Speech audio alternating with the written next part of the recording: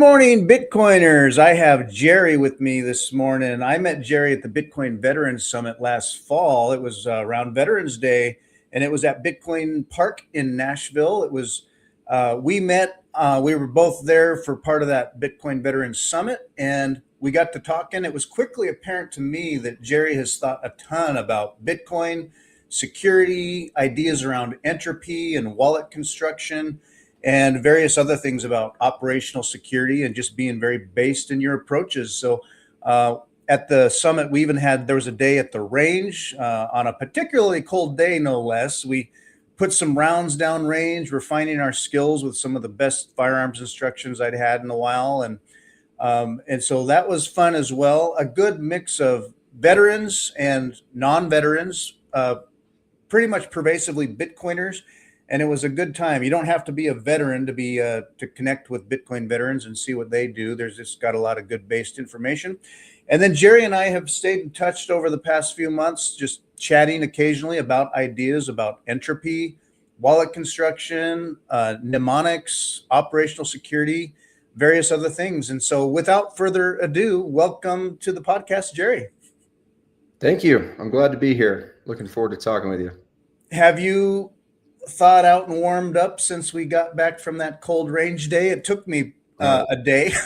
Dude, that was an exceptionally cold day, especially for being in Tennessee. It was colder there than where we're both from. So same for me. Like wintertime is cold where I'm at enough. And I thought, a little bit more south and to the east, it should be mild and moderate and warm. Correct. And normally I think it would be, but it was cold. It actually was trying to snow there from time to time. And it was like, oh my goodness, like we're actually going to the range. It's going to be it was like 30 degrees or maybe the high 20s actually. And that ground was frozen and crunchy. Yep. And then we got out there and there's a fire going and you're crunching around. You're like, okay, I got to keep my ears and my hands warm. As the sun rose and the ground thawed, that frozen mud turned to some thick clay, and we were like clomping around. I think I had an inch of clay on the bottom of my shoes. Yes. So, yeah, that was a very cold day. It was very cold outside of the fire pit. We would go down and do a few different drills and then come back and talk about what we learned or what we're doing next, and then try another one. But yeah, the moment you got away from that fire, it was very cold again. And I do think everybody that the day before was like, are you going to the range? Like, are you going, I don't know the weather, but I think that the next day was warm enough, at least, or like the roads were good enough to drive. So we made it, Yeah. For people not used to that kind of a thing, it's like, when you have the option in the morning, like you feel like, oh yeah, I would do that. That'll be fun. Mm-hmm. And then when it's time to get up early and it is cold out and you're sitting there and you kind of have that option and part of you is like, oh, I don't need to go. And you make all these excuses like it's warm inside. Mm-hmm. But I've had so many of those, like either through work or otherwise, where it's like, I'm used to like having to go. Like you don't have a choice. Right. Yeah. And so I put it in my head, and so instead of making it kind of like a goal that I would go, I just decided, no, I'm going. I'm just gonna go. It's gonna be what it is. Yeah. And when you first are going, you're like, oh man. But then once you're there, you're fine. Yeah. And you've got other people to suffer with. So, everyone's going through it. Yeah. Embracing the suck, as they say.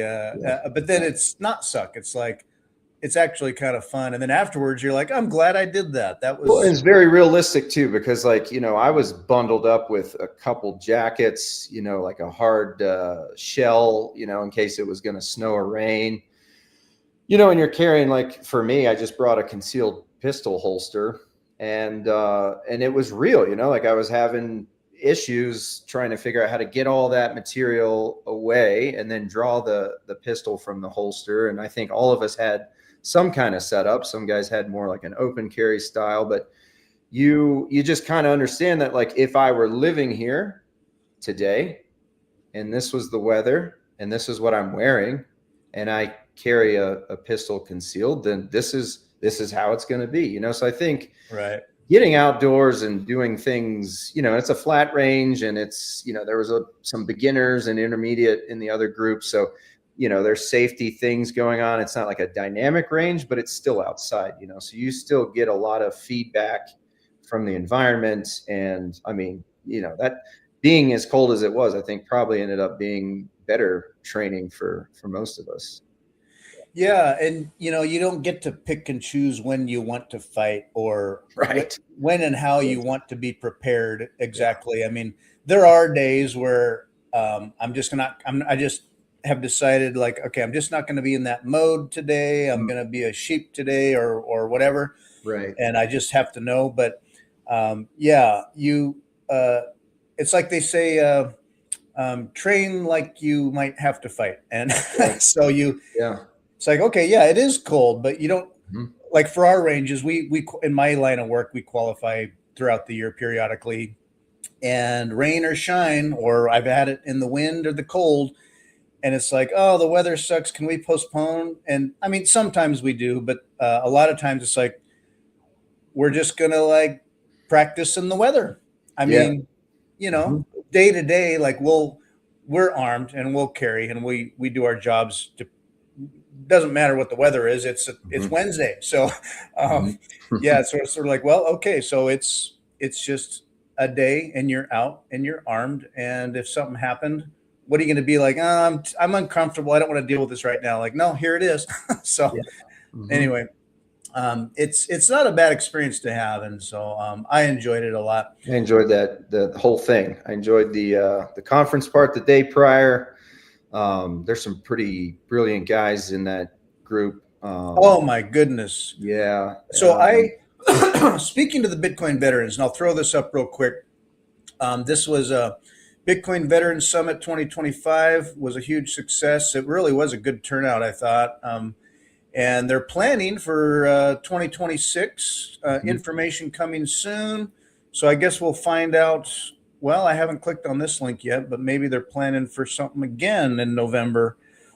I guess we'll find out. So you don't have to be a veteran explicitly to participate or attend these events. In the past, they've had podcasts. They've got Yeah. a feed on their X page. You can find them at Bitcoin Veterans. You can find them on X, and they will post a lot of interesting stuff. They have a pretty regular. Where is it here? They'll have They have a uh, space daily, don't they? Sometimes I'm able to. Oh yeah, the daily intelligence they bulletin. have their daily intelligence bulletins, and they'll have a lot of news and writings. So they're prolific in writing and idea sharing. Mhm. I don't know how regular they are on YouTube or on X Spaces nowadays, but they do have them. So, like, they Yeah. had one here I want to yesterday, I say guess. it's daily, but it may be a little bit slower than that. But there's usually always 5 or 10 guys or something like that. But yeah, Yeah, interesting stuff. Usually current events, different things related to communications, or the intelligence bulletin is really good. It kind of covers financial, geopolitics, Bitcoin related, maybe it's financial markets, gold, whatever. Usually things that are kind of relevant to, the Bitcoin interested people, but also being with the military background. A lot of these guys have like an intelligence background, yeah, or at least like some kind of ability to gather information and kind of summarize it. And I find it pretty useful.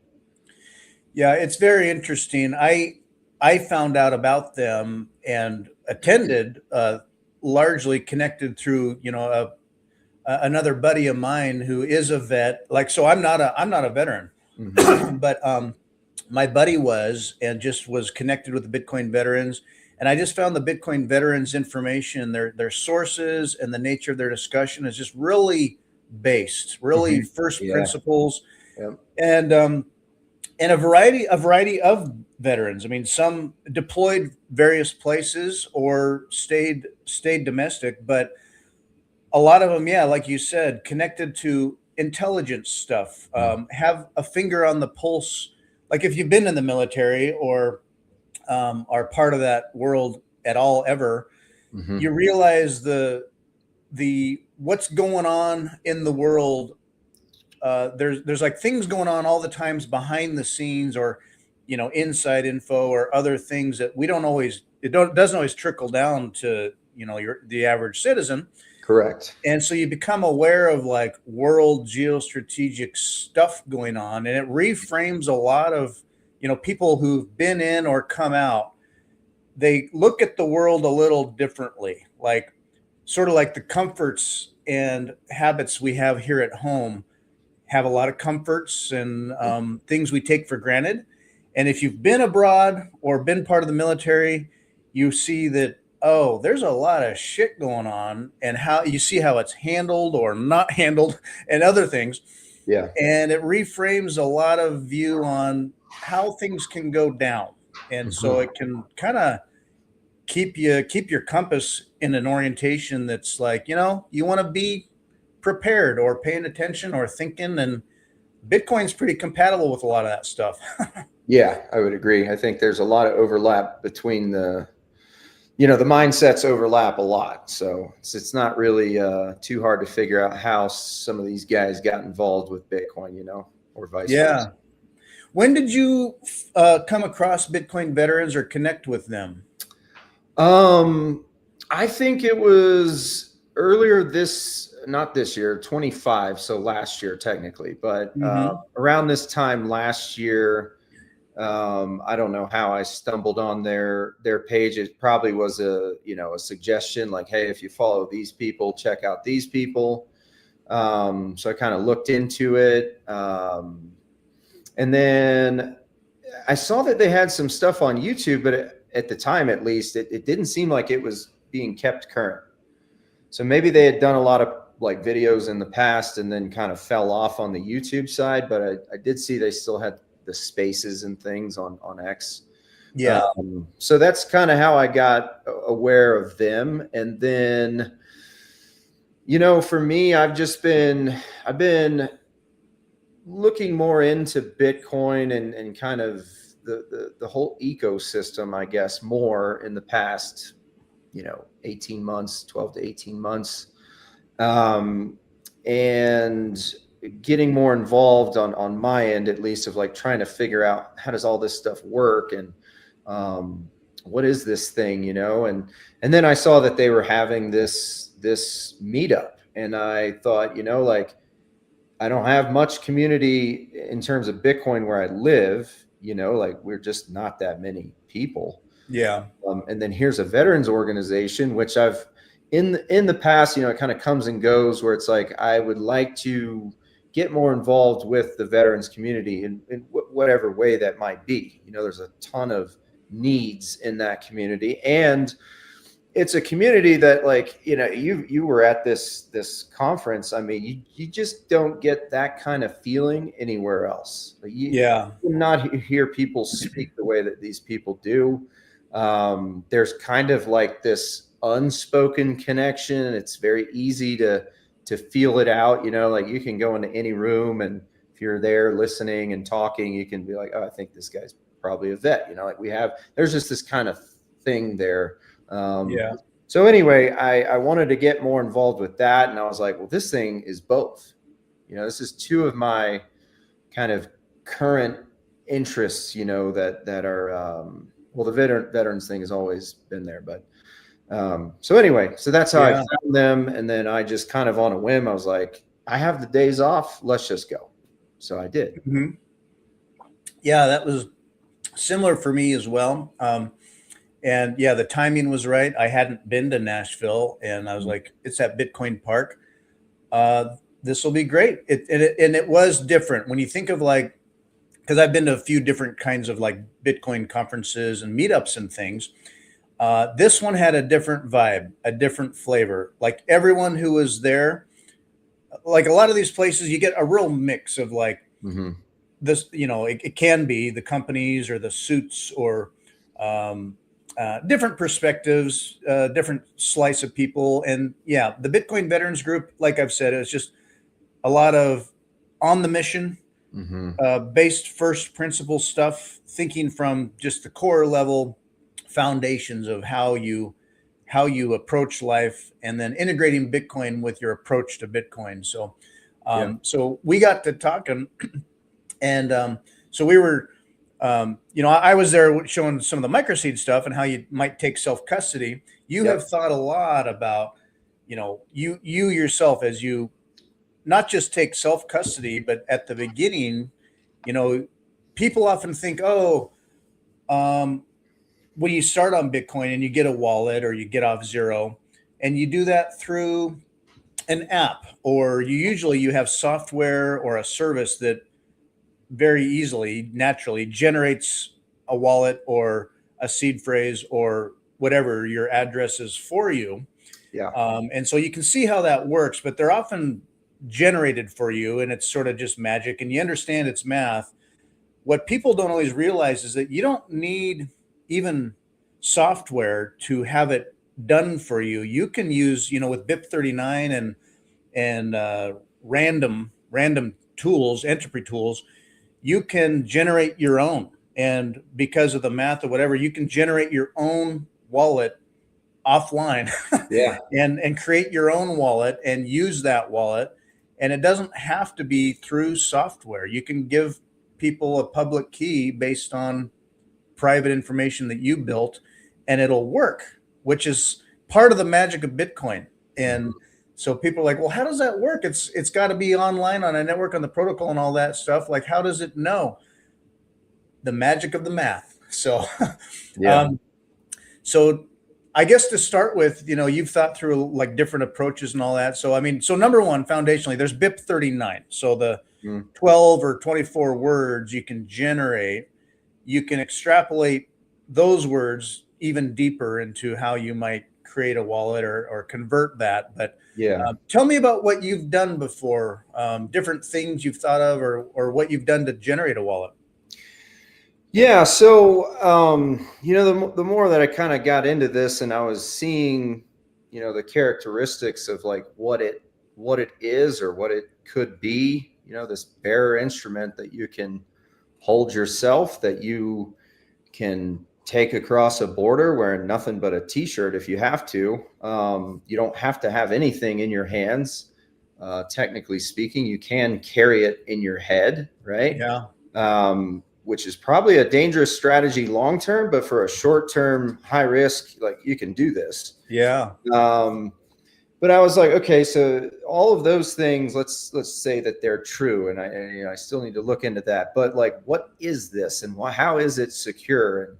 And that's kind of where I started. And I knew a little bit about cryptography. I mean, like every week in a war zone, we'd have to fill our crypto fill, which was just a new, I don't know what it was. I just put the thing on there and do it, but it's probably a set of keys, right? So that everybody in that theater who might be communicating with one another during that week is going to be able to talk to each other.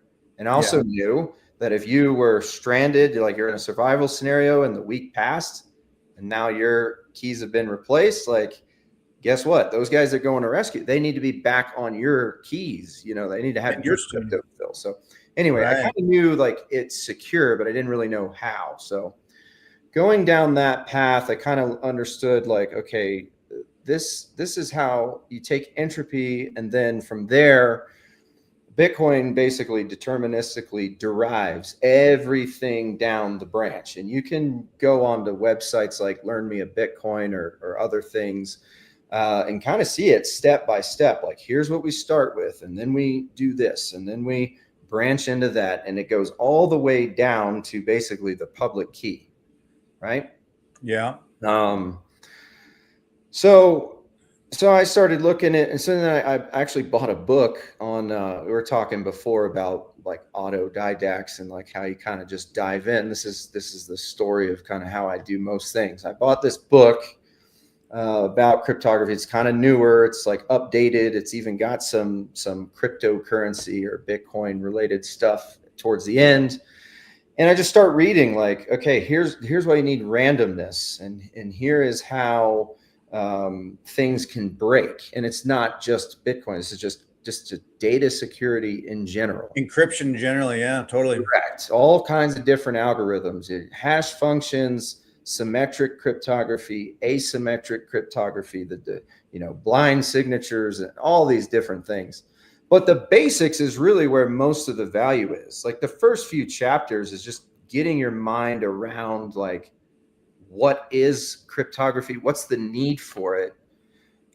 Basically, it's just data security when it has to go through an open channel. If you're a military general in World War I, you were using some form of communication all the way back to the days of Caesar, right? Oh yeah, they were using ciphers, and I mean there are ciphers that are named after generals, Caesar methods. Caesar cipher. During the Revolutionary War, George Washington and the British generals had ciphers that they would tweak and change, and they were constantly playing this cat and mouse game, trying to, because you've got your messengers sending things on paper or remembering stuff, whatever. Yeah. Scrolls, and then code, code books and all kinds of this stuff. And back in the day, they were doing it on, ink and paper and running the stuff, but they had ciphers way back in the day. Yeah. And if they get caught, you need that thing to be unbreakable. And if the runner doesn't know what it means, they're just transporting a cipher,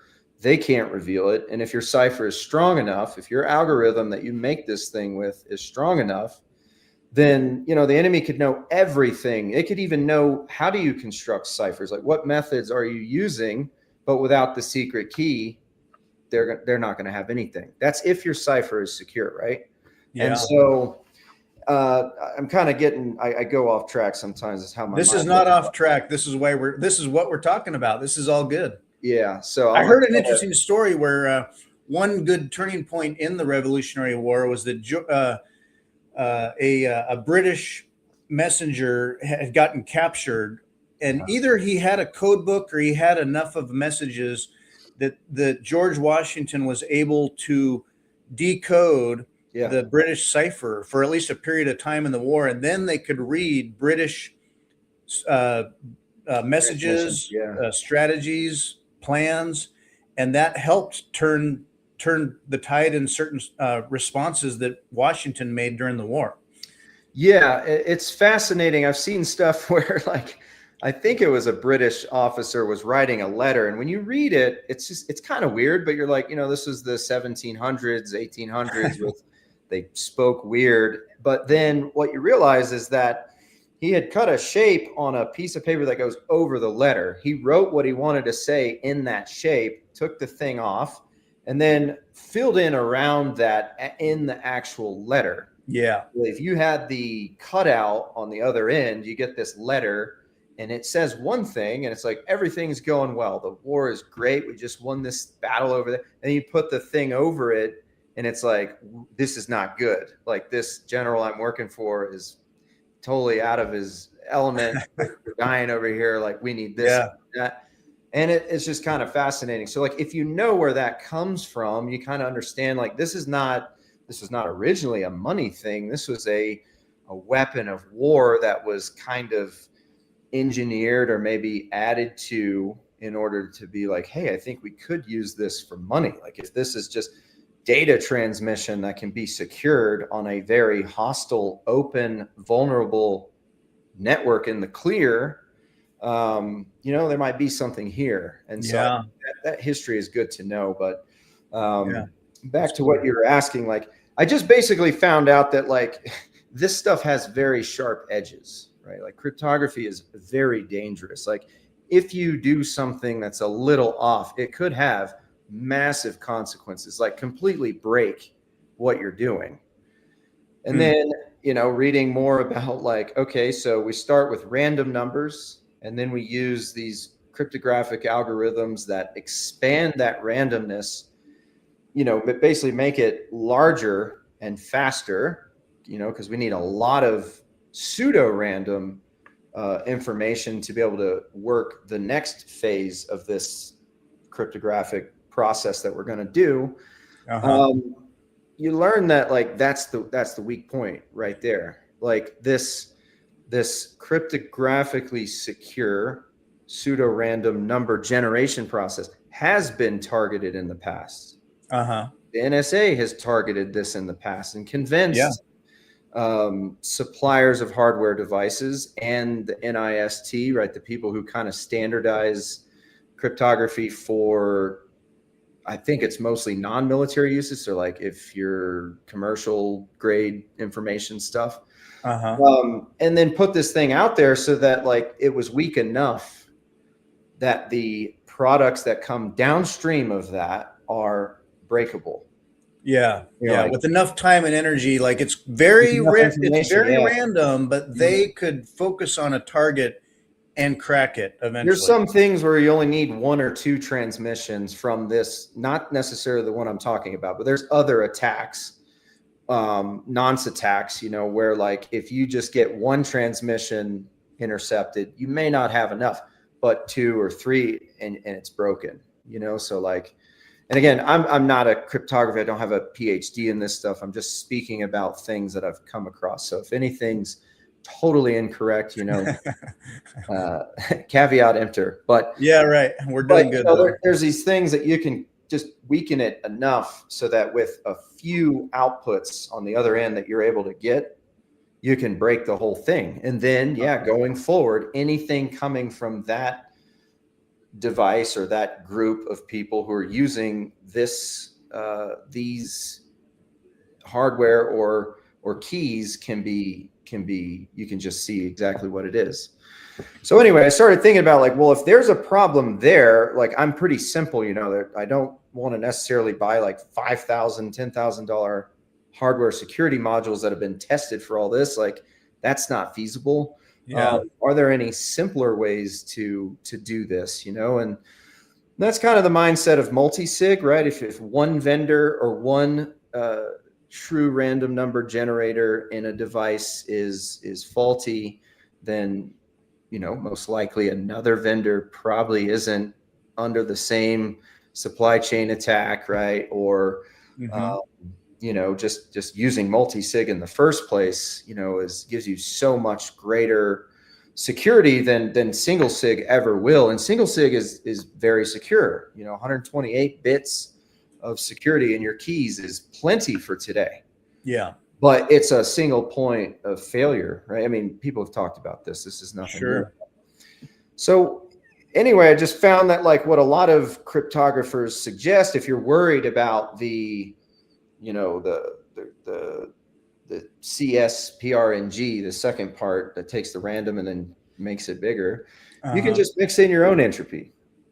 And I was like, oh, all right, well, that's simple, right? Like simplicity is always perfection. Like I could build software and do all these things, or there's this thing where you can just mix in your own entropy. Yeah. And then looking into that, like there's some pretty wazoo ways that you can do it. I'm still, when we spoke a few months ago, that was right when I found out that my wife was pregnant. So I was in the middle of doing all those things. Things have kind of changed a little bit. But this is still on my list to kind of formalize and really set the boundaries around this thing, make sure that I've got it locked up super tight. But, in general, there are ways to help yourself. And there are wallets that exist today, hardware signing devices that exist today that you can put in your own entropy. And then you're like, well, how do I know that what I'm giving it's not just giving me something else on the back end? It's a little bit complicated. You need to find other sources that do a similar thing. Maybe you need to read, how does it convert dice rolls or coin flips into the entropy that then becomes what is used to make your keys, right? And these things are approachable. This is not like beginner level stuff, but it's good to know. Like you don't have to be, there's a spectrum of where you buy stuff on an exchange and that's it, to, all out crazy, build your own entropy, secure everything, build your own hardware devices, everything by yourself, right? You can be anywhere in between. So it's just kind of, I like to know like what's the full spectrum of capacity and then dial it back to where what works for me or other people can find out what works for them. Some of this will be too complicated for some people. I get that. Yeah. And keeping it like when you can do that high technical stuff, but also keep it simple. It's elegance. You get into an elegant approach where yes, it's simple, but you're doing just the right things the right way, where it's simple, but you're not getting too complicated. You know, a lot of people naturally, it's like something that's complicated. They also want to, as they approach it, make it complicated. And sometimes people that were they're working or aiming too hard for something random, and then their approach is actually less random because it's just not sort of simple or truly random enough. Gosh, this will date me, but I mean, seriously, like 30 years ago, 33 years ago, when I was in school studying computer science, and I just presumed like, well, computers are capable of generating these amazingly random things. And yeah, keep it simple, stupid is true. It's like you can get convoluted with it, and you'd say, well, computers have like built into code, C or C++, and otherwise it's like, oh, you can quickly just generate a random number. And I would say, yeah, well, computers can just do that, right? Generate a random number. You can make a random number. Computers don't like exactly work that way. They can get very, very, very, very close to something random, but it's technically kind of considered pseudo random because it's using algorithms. It's using methodology that is based on things within the computer to try to generate the most random number it can come up with. But some of those algorithms or those methods are procedural, and unless you introduce something from truly like the natural environment or something entropic in like in meat space, if you don't introduce that randomness somewhere in the layer yourself, what you're relying on is a computer, which is procedural and based on codes and systems, to pseudo randomize stuff for you, and it'll appear very, very random. But then you generate a number of these, and there are patterns in that. Yep. There's a bias. So you've thought of ways to like introduce entropy. Correct. Yeah. And so just to kind of, you know, say more about what you were saying, that everything that you said is accurate. You know, we can't necessarily, I mean, if you needed a terabyte worth of randomness, true entropy, you're going to be waiting a long time for that, right? So a lot of what these computers do is there is a physical world randomness that it can get, you know, mouse movements, keyboard clicks, other different things. You can look the at temperature of the CPU. Yeah, exactly. And then from that smaller population of true random, you know, there's hardware-based and software-based, but it doesn't matter. It will put that into, you know, what is known as, and here's the thing, like it has to be true random because there are other processors, PRNGs, pseudo-random number generators, that are not cryptographically secure. They're perfectly fine for your purposes if you're doing something else, but they are not cryptographically secure. So again, you have these sharp edges where it's like, oh, I can just use a computer. It's like, be careful, know what you're doing, because if you use the wrong algorithm in the second step, everything beyond that is done. Garbage in, garbage out. So your results will be weak. Somebody's going to break that and take everything you have. So, you know, so anyway, just to kind of point to that, and we rely on pseudo random number generators. That's just the way. You can't really have this stuff at scale without that. But even though it's pseudo random, it is cryptographically secure. Even though we know it's not perfectly true random, it is good enough that it is computationally unbreakable under these assumptions, right? Right. A lot of that's good for 99%, say, of our regular stuff. But when it gets down to your private key for your Bitcoin treasury, that's maybe one point of failure that you want to ensure is absolutely entropically rock solid. If these are your crown jewels, don't you want to be sure of what the hell is going on? Like, you want to just buy a device and then just press a button and then it tells you what your keys are. I mean, Right. granted, yes, it's probably legit, but do you know? I don't know. So there Yeah. are methods of adding your own entropy. And so like I know of a few, like Cold Card can allow you to roll dice. I think it's 100 dice is technically over 256, and then they'll truncate it down. Seed Signer does dice rolls as well. Seed Signer also, you can take, they make these plastic pieces that have all the BIP 39 word tile. They're Yeah, word the big tiles. pill bottle. Yeah, one word on each side. You mix them up. You pick one. You write it down. I was looking for that online, and I'm trying to see where I could direct people to the pill bottle. But their seed signer is really good, where you can. You got to go to their store. So he has a different store than Seed Signer. You see if he has like hardware. Try hardware, and then it might direct you to a different store somewhere. You can build your own device. Build your own. Yep, that's pretty cool.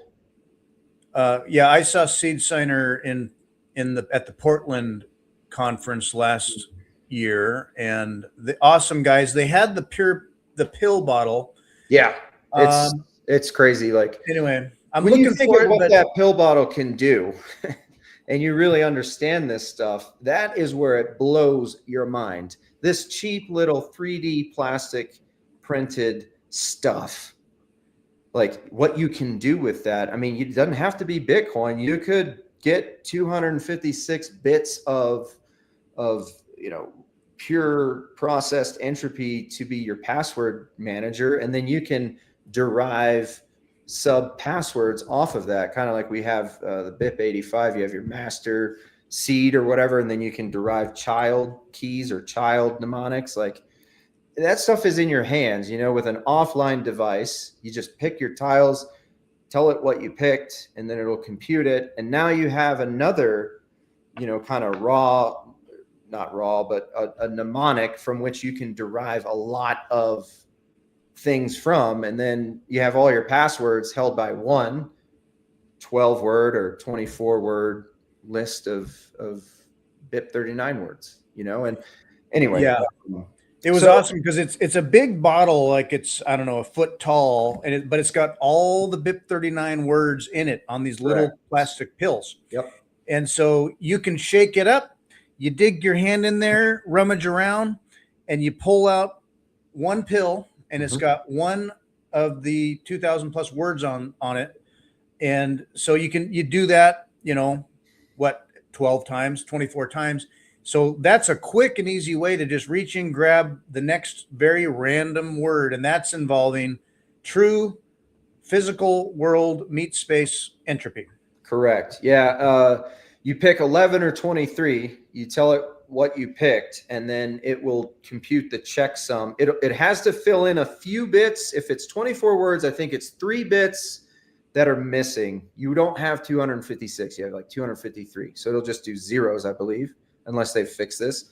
And then now you have the 253 that you selected plus 3 zeros, and then it computes the hash, adds the first 8 digits of the checksum, and there's your 24 words. So very secure, completely verifiable by you, the user. You can verify that every one of those words is on that package that you buy. It comes put together. It's not in the bottle. So it comes put together, and you can go down the list, all the A's, all the B's, all the C's, verify it against some other list that you have, right? So, okay, these tiles match this other list that I know is true. Now I take them apart, mix them up, draw one, put the word, put it back in, mix it up, draw another, right? So yeah, this is stuff that you can do on your own. So that's one of the methods. The 99 dice rolls is another method. If you are using a computer, the problem that I've found with the hardware signing devices, or hardware wallets, as a lot of people call them, is they don't really have a function for mixing your own entropy in kind of unique ways. If you want to do something like that, you're definitely going to have to use, I would recommend, like an offline computer that never goes online ever again, right? If you're going to use this for real keys, if you just want to play around with it, use any computer you want. You're just trying to go through the process and figure out how these things work. But what I kind of settled on was like, I could either, yeah, there it is. I found it. I had to look a little bit, but Yeah. it's a bottle and it's got all the words in there's there. your words put together. So when they're in that form, you can check them before you take them apart. Yeah. Yeah. So anyway, you mentioned when you're using a computer to work on some of this stuff, you can play around on any old computer, but then if you're gonna start and do this carefully, you might want something air gapped, clean. You're not gonna connect it later, maybe, or you're gonna clean it before you reconnect it. Yeah, I mean, there's different mindsets. Some people have keys on computers that they actually use. I think, and even like obviously in the early Bitcoin days when none of this stuff was very valuable, I don't think people really cared too much. Yeah. But, I mean, if you really know what you're doing and you feel comfortable, by all means, I wouldn't recommend it. Having a hot computer, anything that's ever going to go online ever again. But, you know, again, there's a spectrum. Like, do you want a Windows device or like a Linux OS? Probably Linux, right? And then maybe Tails, you know, an ephemeral Tails boot system, and then get in there and then do the things you need to do. And then when you're done, all that RAM, you know, erases, and over time it's fully erased. Like there's a point where it's like, oh, it could still be there if, you know, they grabbed your computer or whatever, but you know, essentially it goes away when you're done with the session. And, you know, I probably wouldn't do that with all three of a multi-sig. You know what I mean? Like the hardware wallets are good, you know, like they're purpose built for this. Right. Well, you can kind of use a mixture. Like if I wanted to use the computer's process for generating entropy, but then just like mix in my own, I could do that. You know, I could say, hey, give me 256 bits of processed entropy. And then I'm going to go over here and roll dice, put it in there, hash it, convert that to binary, and then XOR the two strings together, right? And now that process of mixing, I have what the computer gave me, and then I have what I did on my own, which I can verify. If I'm slow, I know that I'm doing this right. And again, you practice before you do this for real. But I've done these things where it's like, okay, that was actually a lot of work, but it can be done, you know? And then in the XOR is not adding entropy, it's just mixing. So if that computer gave me a weak entropy bit string, like all zeros, but my dice rolls that I hashed and converted to binary, or my coin flips that I made binary, if that has 300 bits of entropy, let's say, or let's say 256, then the mixture of those two, I'm going to get the 256. I'm going to get whatever was the strongest amount. And if they're both good, then 256, I end up with 256, right? Right. Of sound entropy. So, you know, the way I look at this is like you could do that maybe on one, again, with multi-sig, which I would recommend for most people. Maybe one of your wallets is like that. So, you know, you have one solid wallet where it's like the computer generated it. I mixed in my own because I'm not sure about how this thing computes all these things. The thing that you can verify is, did it XOR my stuff properly? Did it hash the dice rolls or the coin flips that I gave to it properly? How do you do that? Do it on one computer, do it on another, do it on your work computer. I mean, read the code of what cryptographic algorithms is this device using? Do they arrive at the same answer? If so, I have comfort, right? That the very next time I do this on this offline computer, that it's going to give me something legit. Yeah, you're not doing garbage in, garbage out, and then later you're like, I thought this was my seed phrase. Yeah. Oh, you messed up somewhere. Or depending on one computer that you haven't verified somewhere else. You know? Verify it. So it's interesting to think of the computer. Yeah. And then maybe on a different hardware device like the seed signer, you use the word tile thing. And that's a different method. That's not dice rolls. That's not I mean, it is a computing device still, but again, if you've looked at how they do their processing of what you give to them, I think they just took somebody else's code and put it into their, structure, their software package. But you can look and see how they do it. Like, okay, now I have that one, which is a different method of entropy, also user verified by me. And then you can go and use a cold card and either have it just generate, like, right, the cold card uses a true random number generator. I think it uses 2. And then they mix those. So they kind of already think of this for you. You could do it that way, or you could do dice rolls with them. You could do a mixture of their TRNG, which is the true random number generator, plus your dice rolls. You can't really verify that, but or you just do dice rolls. And then now you have 3 separate things.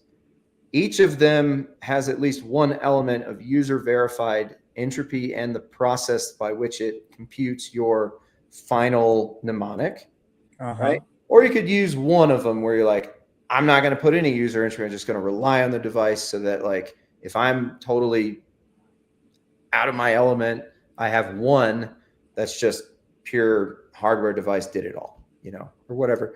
And then with the computer, like, this goes beyond Bitcoin. Like, if you need to secure data, like what do you do if you need to get an offline mnemonic to a different country? Maybe you need to save it onto something. Now, cold card allows you to do that with an SD card. Seed signer, you can do QR codes, maybe an SD card. I'm not really sure. Other devices don't have anything. You just have to got to have the device, write it down, or write it down, keep it in the device, or use like a MicroSeed or whatever. But you have to think of these things. So, like, if I want to put it on a digital media, like an SD card, and I don't have a device that allows me to do that, again, you come back to this Linux machine, and you can use things like VeraCrypt or KeePass XC or Cryptomator, where you can put it on the cloud. It's encrypted before it ever goes there. Take it off of this offline computer, put it onto an online computer already in its encrypted form, put it into the cloud. When you get to where you're going, you bring it down, put it back into an offline. So you kind of need to know how to generate entropy that you can rely on even outside of Bitcoin. So that's where, the devices, the hardware devices, they don't necessarily allow, like, I've tried to think of, like, how can I mix, like, the output of a seed signer with a cold card? And, like, can I take that output of the seed signer, convert it to binary, and then make it a dice roll? The answer is can't do that. There's something with the conversion that doesn't work. You can, but it's more complicated. So I'm just you've tested these things out a little bit. Huh? You've worked on these things a little bit yourself. I'm trying to figure out where the edges are. And again, I don't think even for me that I'm going to use some of these things, but I do find value in knowing where the edges are. And also, I feel more confident now putting my value, storing my life's work, or at least part of it, into this thing, this Bitcoin thing. Like, how do you know that it works without knowing a little bit about how this all works together? Right. I realize, like, when I'm working on this stuff, something like, dude, this is too much. This is too far.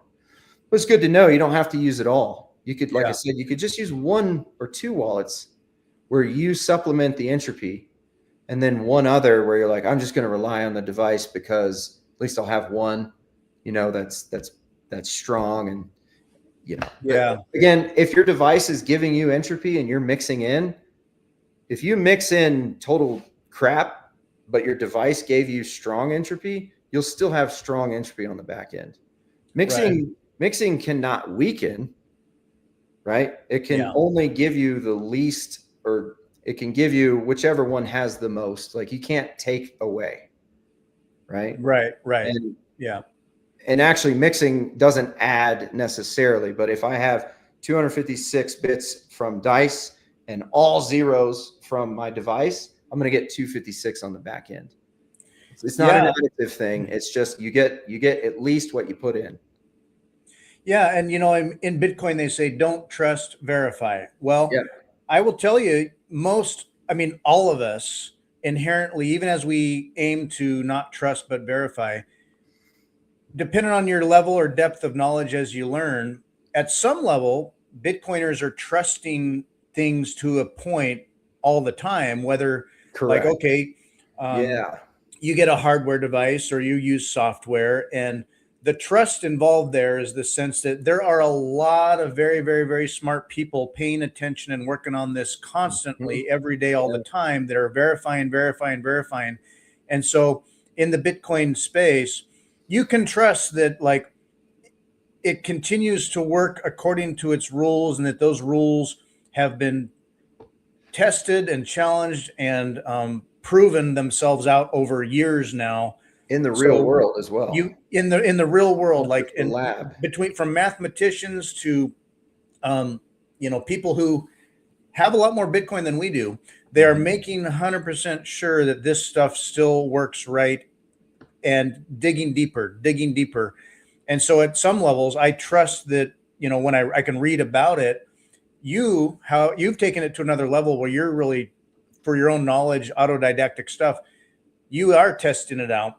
When there's a bandwidth on encryption, where when you think about like how random is something, and kind of getting your frame of mind around like the number of bit length, matters. So like the more bits you've got, the more incredibly hard it becomes to like crack that or decrypt that, with If the they're amount of work. quality bits, if they're quality bits, there's always that If you introduce quality bits, yeah. yeah. So say given some random long string, you roll one die once, and you get like a couple of bits. Say you roll it again and you add a couple more. You roll it again, you add some more.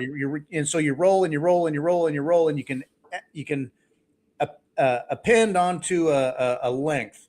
Mhm. With the pill bottle, with each grab and dig, you get one out of the 2048 out of the gate.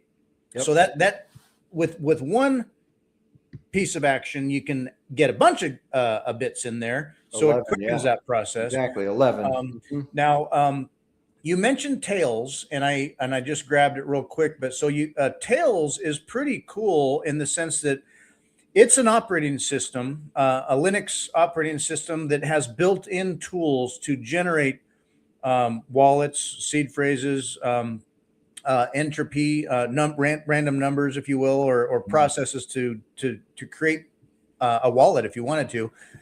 It's portable, so you could have Tails on a USB stick, or a little thumb drive or what have you. Mhm. So you could travel with Tails, and you could get to where you're going and load it up on whatever device, and then you've got not just an operating system, but all the tools to encrypt and decrypt as well. So it's a Yeah. good tool for Bitcoiners.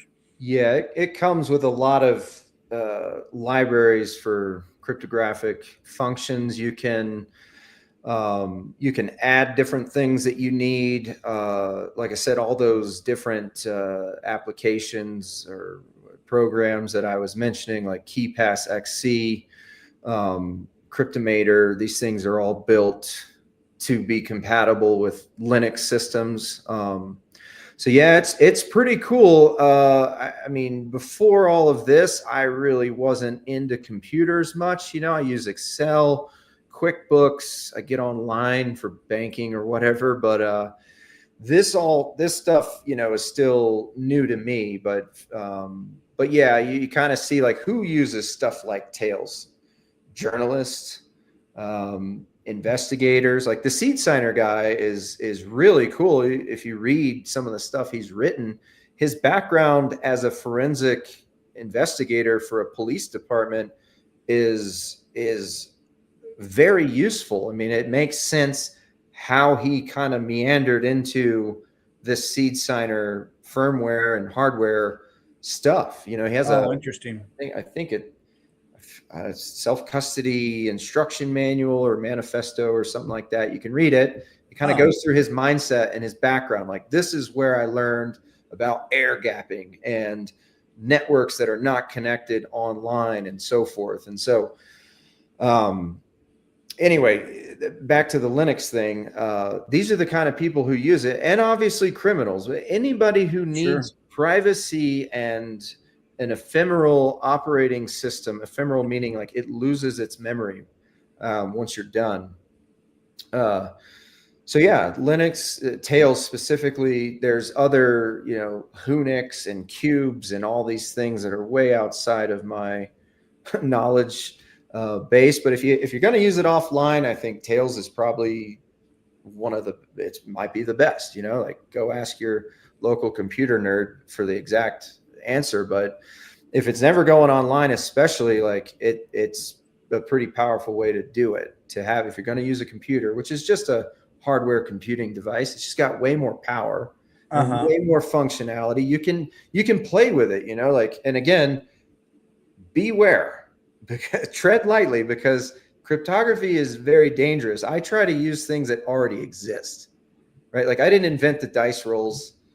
I didn't invent the 11th word, and then they compute the next one. I'm trying to use things that already exist, but put them in a sequence that you can understand and that you can verify, right? I'm not making any of this stuff up. I never would, because it is very dangerous. But if you want to play around on a computer and just say, hey, I had this idea. What if I could, concatenate two 256-bit strings and then hash those and then truncate down, and then I could actually see by myself, I could tell it what to do. I can watch it go step by step into the private key, which derives the public key. Wow, that's cool. Yeah. I don't know how it works. Do that. It's, again, like very, very sharp edges, but you can, and this will help you to learn. Yeah. Learning the mechanisms of how this works and continues to work as you go one direction with it. Does it translate forward? Can it still read its way back with public private key stuff? It's interesting stuff, and you've done the real deep dives on it. What I love about Seed Signer is I don't know if I'd call them a nonprofit or not, but they operate largely on donations, and they're building the tools to make available. And yes, you can get their Seed Signer product, but they they'll take donations, and they tell you straight up where it goes. Nick, the lead maintainer; Keith, lead developer; Gene, coding, testing, support; Easy for UI and UX; and Jay for web development. And I met these guys, and their mission really is just to educate people and make sure people can do randomness and take self-custody with a private key or seed phrase that is truly bomb-proof. And that's their mission. And that's what I love about them. Yeah, a couple things with that. What I've found in this space is that the free and open source stuff is bar none. It is the best. It is the most forward leaning. That's where you find the best creation and evolution of this entire ecosystem. I understand people in the space, like if you're making a hardware wallet or whatever, and you're trying to build a business, that obviously can't be free and open source. But I find the most creativity and the most powerful evolutionary things coming out of that side, and yes, the guy who started that, he can put your hardware together. He can source the Raspberry Pi for you and the camera, and he can put it all together. He can send it to you individually. He makes the 3D encasements. He makes those word tiles and things. He's got kind of a hybrid mix, but at the root of it, all his firmware and all the things that you need to actually use this stuff on the digital side is free, and he's using stuff that other people made, like that 11th and 23rd, 12 and 24th word process.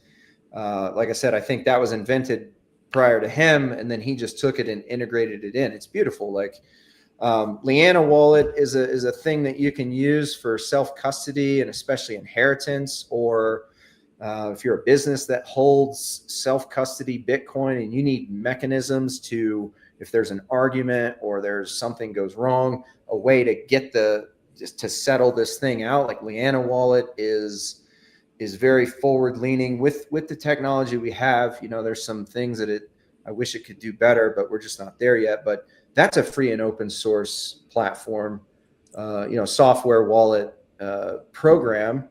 And it's like, this is brilliant. Like this is really cool stuff. So with the free and open source stuff, like I know you're not going to make millions doing that, but it really moves the ecosystem forward. And I think I appreciate that aspect a lot, because you can read the code, you can try to make it better, or suggest things and see if the developers will put it in. I think it's beautiful.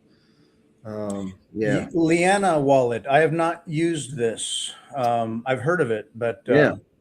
so I just had to look them up here.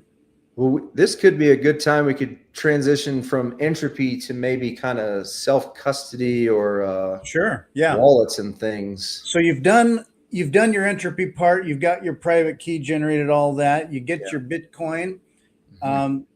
And then you want to take self-custody. So there's the tail end of things as well, where you might be traveling, you might just want it secure and obscure. And then how do you store that seed phrase now that you got it? Yeah, you can probably remember it. I've talked to some guys I met one guy in El Salvador a few weeks ago.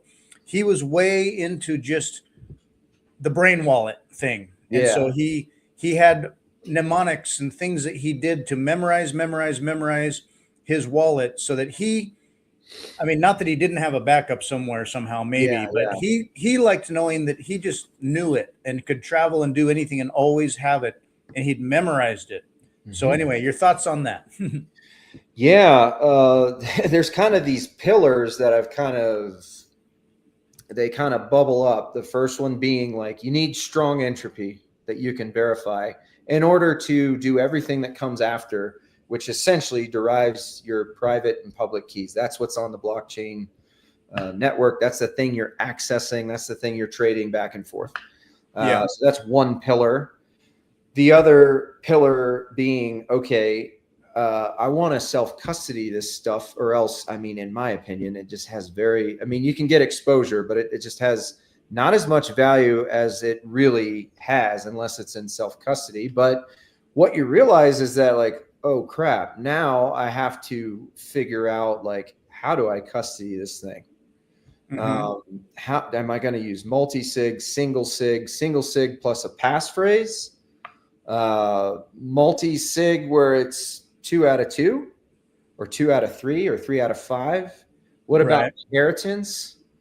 This is where the whole thing gets very complicated very quickly, and you kind of have to walk through those things and answer it for yourself, right? And so that's self-custody. And then the third pillar, which is related, is kind of like key management. Right? So I have keys, maybe they're stored on a hardware wallet, or let's just use multi-sig. That's just easier. A few hardware wallets. And then I need backups in case those hardware wallets fail. All right, the screen gets cracked, or they're crushed, or an EMP, or I just lose it, or this house flood. This house burns down, or I'm in another country and all my stuff is there. How do I access it? I'm in a country, I'm in Minneapolis, and I need to get the hell out of here. Like, how do I bring all this stuff? Do I drive all around the state where I have these things, or what do I do? So that and then key management is like, okay, I have the primary stuff, but I need backups against all those things that we just talked about. So so yeah, with key management, like, there's a lot of professional organizations that this is what they do every day. Home Depot has some IT, a big bunch of IT people keeping all their data secure. Every bank has this, Amazon. So you can kind of like look to those people, or like the NIST, they have a whole bunch of sections on key management. Again, you need to figure out what's good for you. Those people have resources, thousands of personnel, right? Like, they can segregate key ownership and storage and access way better than an individual or even a family, right? So you kind of have to like Mhm. figure out what works for you, but you can look to them because these are the professionals, like they are way up here. And then you can kind of tailor that to yourself. Uh-huh. Back with Leanna, the thing that they do is you can set up a bunch of different methods. I believe that you can do single sig, you can do multi-sig. But what they really do is they use Taproot with the mini script. So you can kind of design your own sort of thing that plays out. So for instance, one example is maybe I want a 2 of 3 multi-sig for primary access, but I want a fourth wallet that belongs to one of my heirs. Let's say my Gotcha. primary heir is my wife. Uh-huh. She can set up her own wallet however she chooses to do that. She can open it, say, give me a key, boom, and then give me the XPub. I can put it into this software. So I have the 2 of 3 primary, and then hers is like an inheritance thing. Uh-huh. The 2 of 3 operates at all times while, let's say it's got a 12-month time lock. So for 12 months, this UTXO can only be moved with 2 out of the 3 keys. Uh-huh. Just like normal. After 12 months, this wallet can take that UTXO and move it at any time. Mm-hmm. And the 2 of 3 still works. It's not like we cut those out. Like if you were gone or something, you come back, like your stuff will still work. They can't freeze out the original. But Right. it gives you this option of inheritance. And it's the things you can do with this are beautiful, like so much more flexibility. And because it's using like Taproot mini script, only the primary thing is revealed. And I also believe that with Taproot, if you have multi-sig, it looks like a single sig. So it's smaller fees. It doesn't reveal that this is a multi-sig. It's just like, this is the primary spending path. Right. That money gets moved. If your wife does it, then it reveals that spending path as well. Uh-huh. So there's a little bit of on-chain stuff that can happen, but again, you're only using that fourth wallet if you need to. So, and there's other functionalities that you can do. They talk about how, like, say it's 2 owners of a business, then they have a dispute. Maybe there's a third wallet that can come in and resolve a dispute after a certain time. Sure. Or whatever. There's decaying multi-sigs where it's like 3 out of 3. After 6 months, it's 2 out of 3. After that, it's 1 out of 3. And then here's a spare that also works. You can kind of design it however you want. The only problem I see with it is that you have to refresh those time locks. So if you had a 12-month time lock, you're going to have to refresh it. You're going to have to spend that UTXO on chain, which involves some fees, but also, like, if you're thinking of like blockchain privacy, like, what does that reveal over time? This UTXO is constantly moved every 12 months. Maybe he's starting a new wallet, like refreshing keys, or maybe this is a Lana style inheritance wallet, trade-offs, but it's pretty cool. Like I haven't set any of this up for myself, but it's just something, again, there's another thing that I'm looking at. These options are good. I hope that they get better. I hope that functionality gets better, like that you don't have to refresh it every 12 months and gather your keys and do all this, but it's an option, it's pretty cool. So yeah, the power and the capability of the function of it is all in there, but in a lot of cases it's the UI or the tools involved to help people do that are still coming together.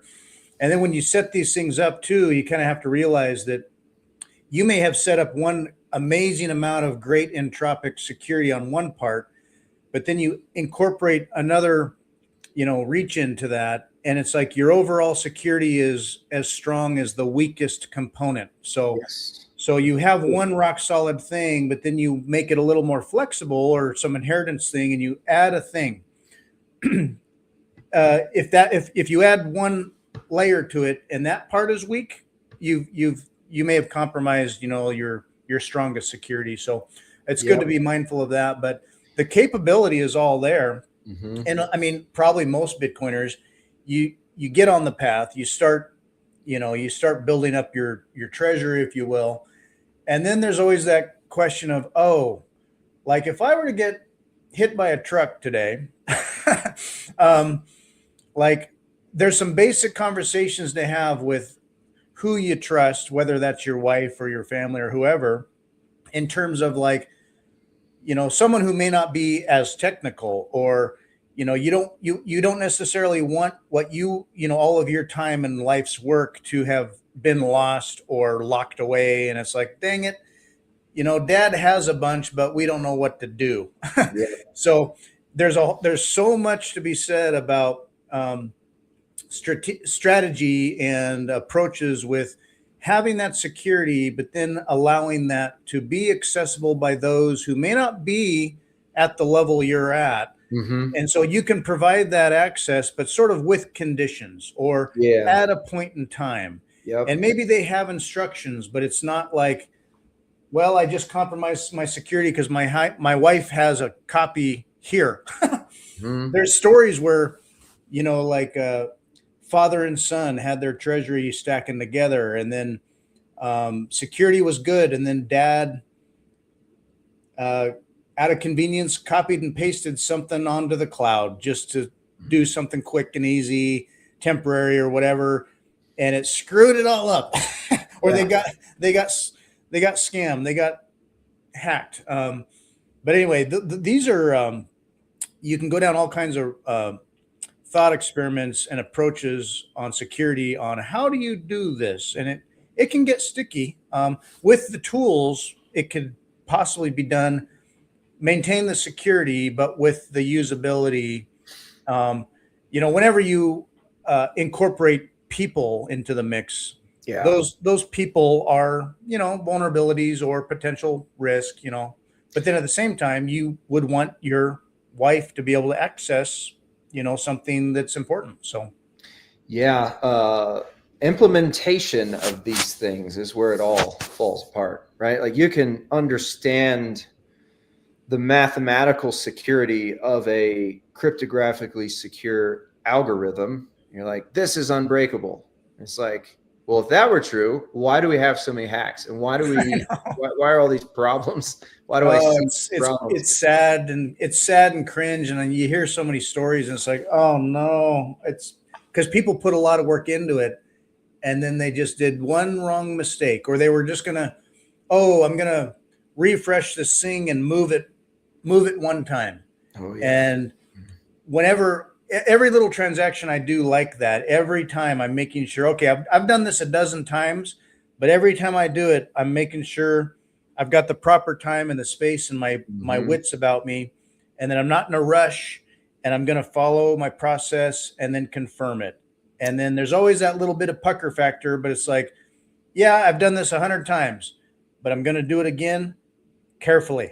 Yeah, I couldn't agree more. I mean, there's things in people's lives where they understand like how serious this is, or at least if you're paying attention, like you run across these things. This is one of those things, like this is where you need to stop and think, like when you're moving stuff around, or again, a lot of the things that I do, I mostly just test them on paper. I mean, I'll draw figures and arrows, and like if that thing got cut out, what's my recovery still look like? Or it's all doing this on paper before you implement anything into the real world is very important. Like people say, oh, like self-custody isn't that hard. And it's like, on the one hand, no, it's not. But like our ecosystem is not quite where it needs to be.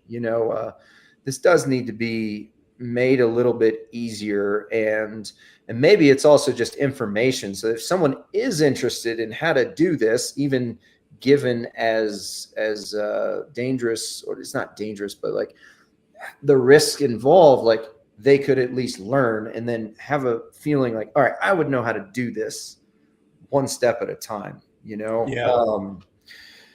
There was something else that you said. Now I can't remember, but yeah, I agree. Oh, what I was going to say is you gotta like try this, or like try explaining this to your wife, and then you're going to realize like this is not approachable.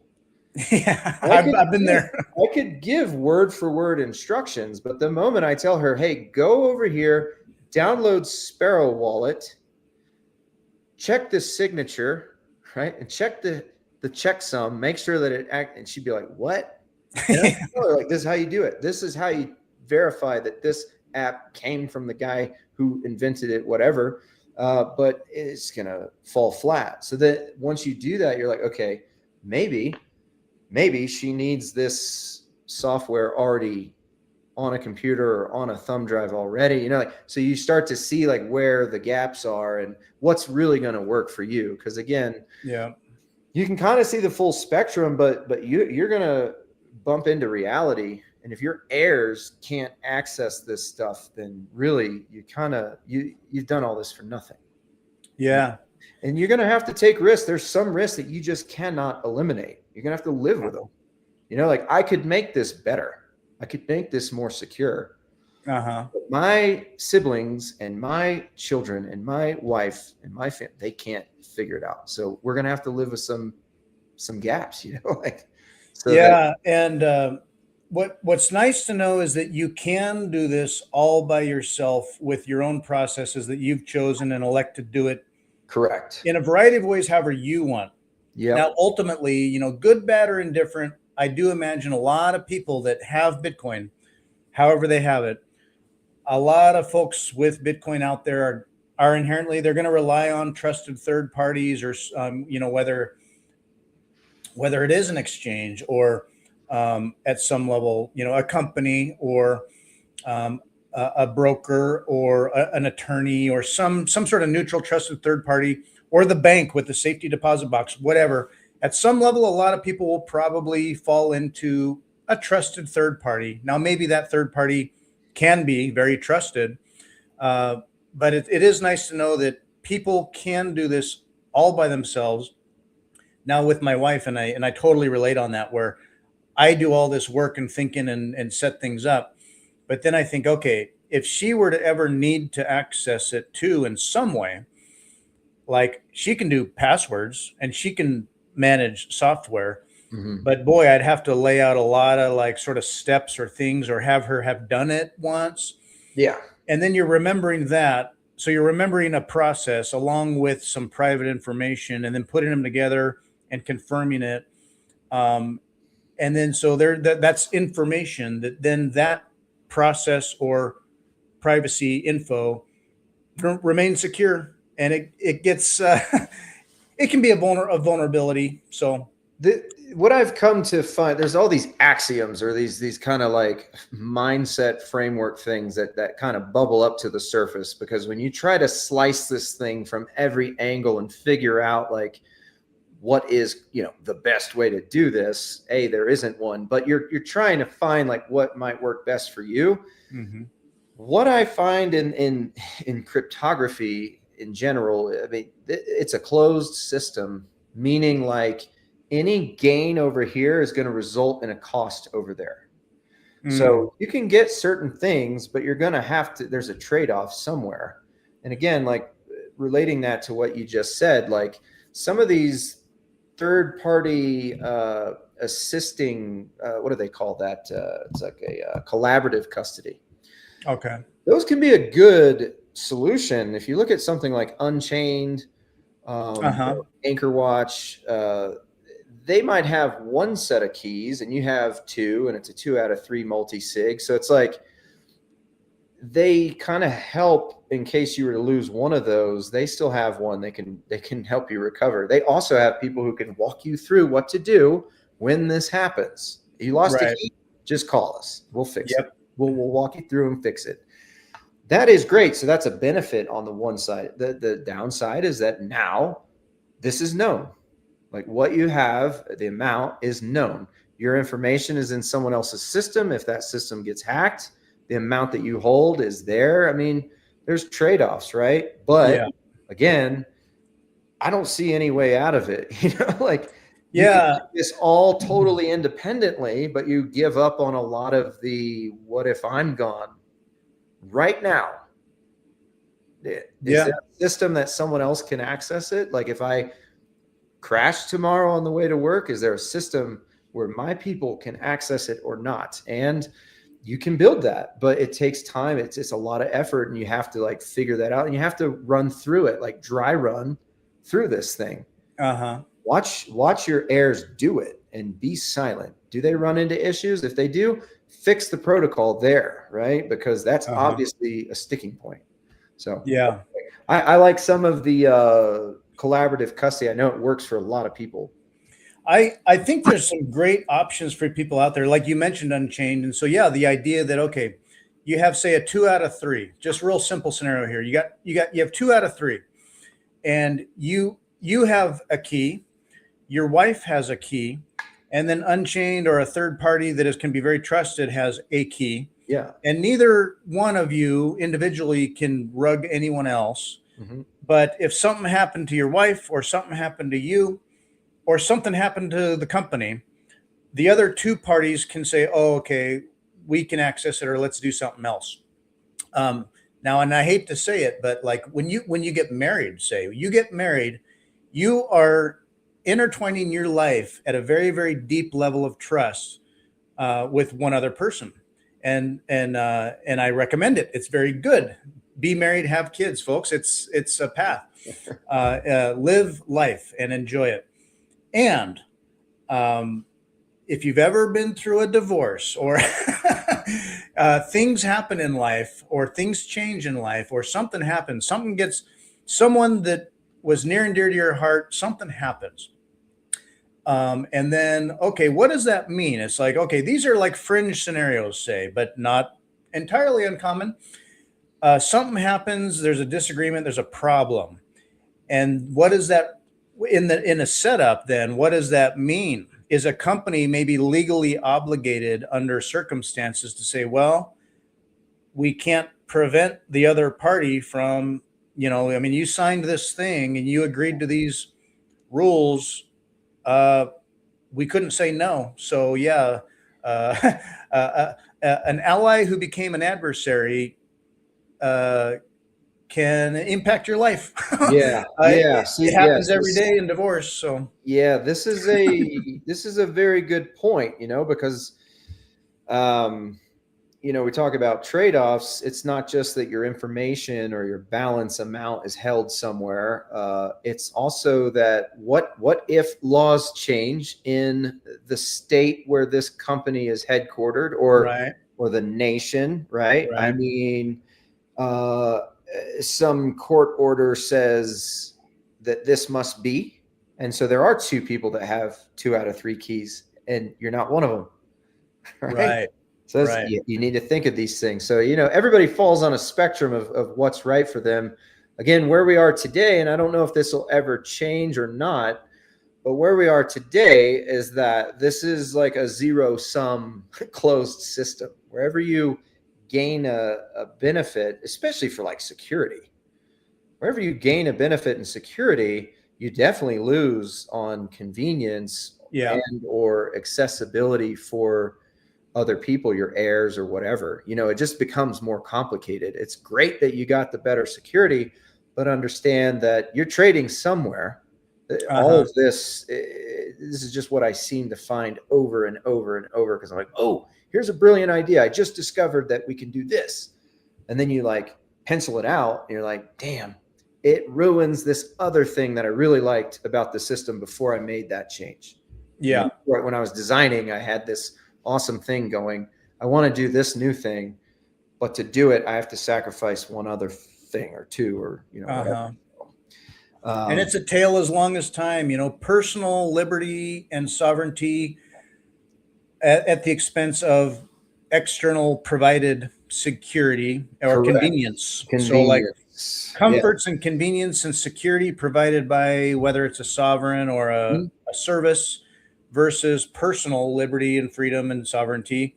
It's just, it's a balance. It's a balancing act. Yeah. Couldn't have said that better. And that's a very powerful point, that I don't think many people are probably, well, it depends on who you're talking to. Maybe in this community, yes, but that is a very good point, and you think about like, why is Bitcoin adoption maybe not as much as you think it would be, like knowing what we know, It's because those people don't know. It's because there is that pain is not there.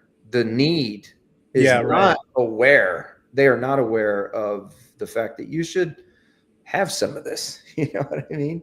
Yep. So, but yeah, anyway, I think that's a great point, like, and again, too, like when it comes to cryptography and security, like number one rule is security. Never sacrifice security for convenience when in terms of like your algorithms and things. Now, how you implement your key management and your self-custody, there's a spectrum, but when it comes to the security of what you are using, like security is number one.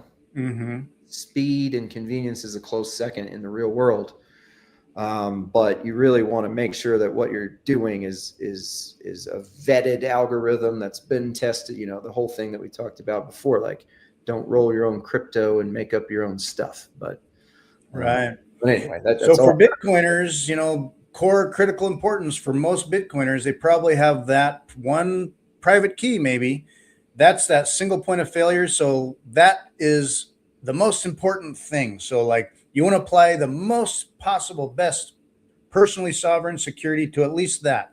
Now, branching off from that, you're going to pick and choose your life situation. But but the core base principle of that, at least if there's that one single private key, that's got to be 100% rock proof. So yeah, and something we keep coming kind of circling around, that it's like use as many layers as you actually need, right? And not more. And I know people who see this are gonna be like, this guy has been talking about the most complicated stuff the whole time. What's he talking about? Like, keep it simple or don't use that many layers. In reality, like what you implement, like keep it at the level it needs to be to get you the security that works for you. Again, I go deep because I want to know where the edges are. I want to know where this stuff breaks. I probably won't implement every single thing I've mentioned today, but you need that knowledge to then dial it back. And so, trying to keep it at the level that you actually need. And I've grown a lot. Like I started off with this, like very paranoid about like self-custody Bitcoin, like, oh my God, like this is insane. How would you ever hold your own stuff? Like we're not used to that. But the more you get into it and the more you see and learn, you realize, okay, there's a threat model spectrum for a reason. You are not some high level, target of someone. Yeah, right. Relax a little, hold your own stuff, mm-hmm. have recovery methods, right? And just do your thing, and assess. Like, again, if things were for a short time way different, yeah, you may not want to have like multi-sig with all this stuff going on. You may want to move that stuff to a 12-word mnemonic, 128-bit secure wallet to go somewhere. Yeah. And then get on the other side and rebuild something more secure. It just depends on your scenario, but knowing what the options are and how you can do these things is good to have. Yeah. Or the value of Bitcoin in terms of when we think of it in the price of fiat, if that changes or life circumstances, you've got to move or family changes or whatever, you can have a setup and then circumstances change and then you reevaluate your setup for what that means in a different light. And it could be like, what I thought I had, it didn't seem like much, but now I got to rethink, like this is more important now. Yeah. So it'll get there, for everyone. Like I'm still pretty early. So we're early, but I think eventually, for those earlier people who are now sitting on tons of value, I guarantee you their mindsets changed through the time as this thing has changed, and if you're a public person, like you probably might need some third party stuff, like if you think about that, like there has been people targeted directly who I don't know if they had self-custody or not, but they were targeted as if they did, and so these things happen. So I think there's different tools for different scenarios, and you just kind of need to be just reassessing from time to time how things are. Yeah, if your bags were small and now they're big, maybe you want to split that into like multiple different wallets. You don't just need one multi-sig vault. Right. You can design multiple. You could go one UTXO at a time. You could have a multi-sig setup for one UTXO that is X% of your total holdings. If that's 10%, 25, whatever. And then build a ton of those things. And you can do that with just a handful of keys. Like, again, this is getting into key management, wallet setup, but you could have 3 solid, we'll call them mnemonics, right? Like that's what we think of in Bitcoin, and from there develop keys, a bunch of different derived keys. You could have like a master number 1, number 2, number 3, again, keeping it in the 2 of 3 realm of multi-sig. And maybe you have child seed index 0 of number 1 and index 0 of number 2 and index 0 of number 3. And that's one multi-sig vault. And it holds one UTXO or a multitude of UTXOs that are 10% of your total holdings. And then derive another index 1, 1, 1 for wallets 1, 2, and 3. Make another vault, right? And you're still just managing 3 mnemonics, just like you would any other multi-sig. But because of the security of the deterministic child key creation, it is secure as of today, right? Yeah, caveats.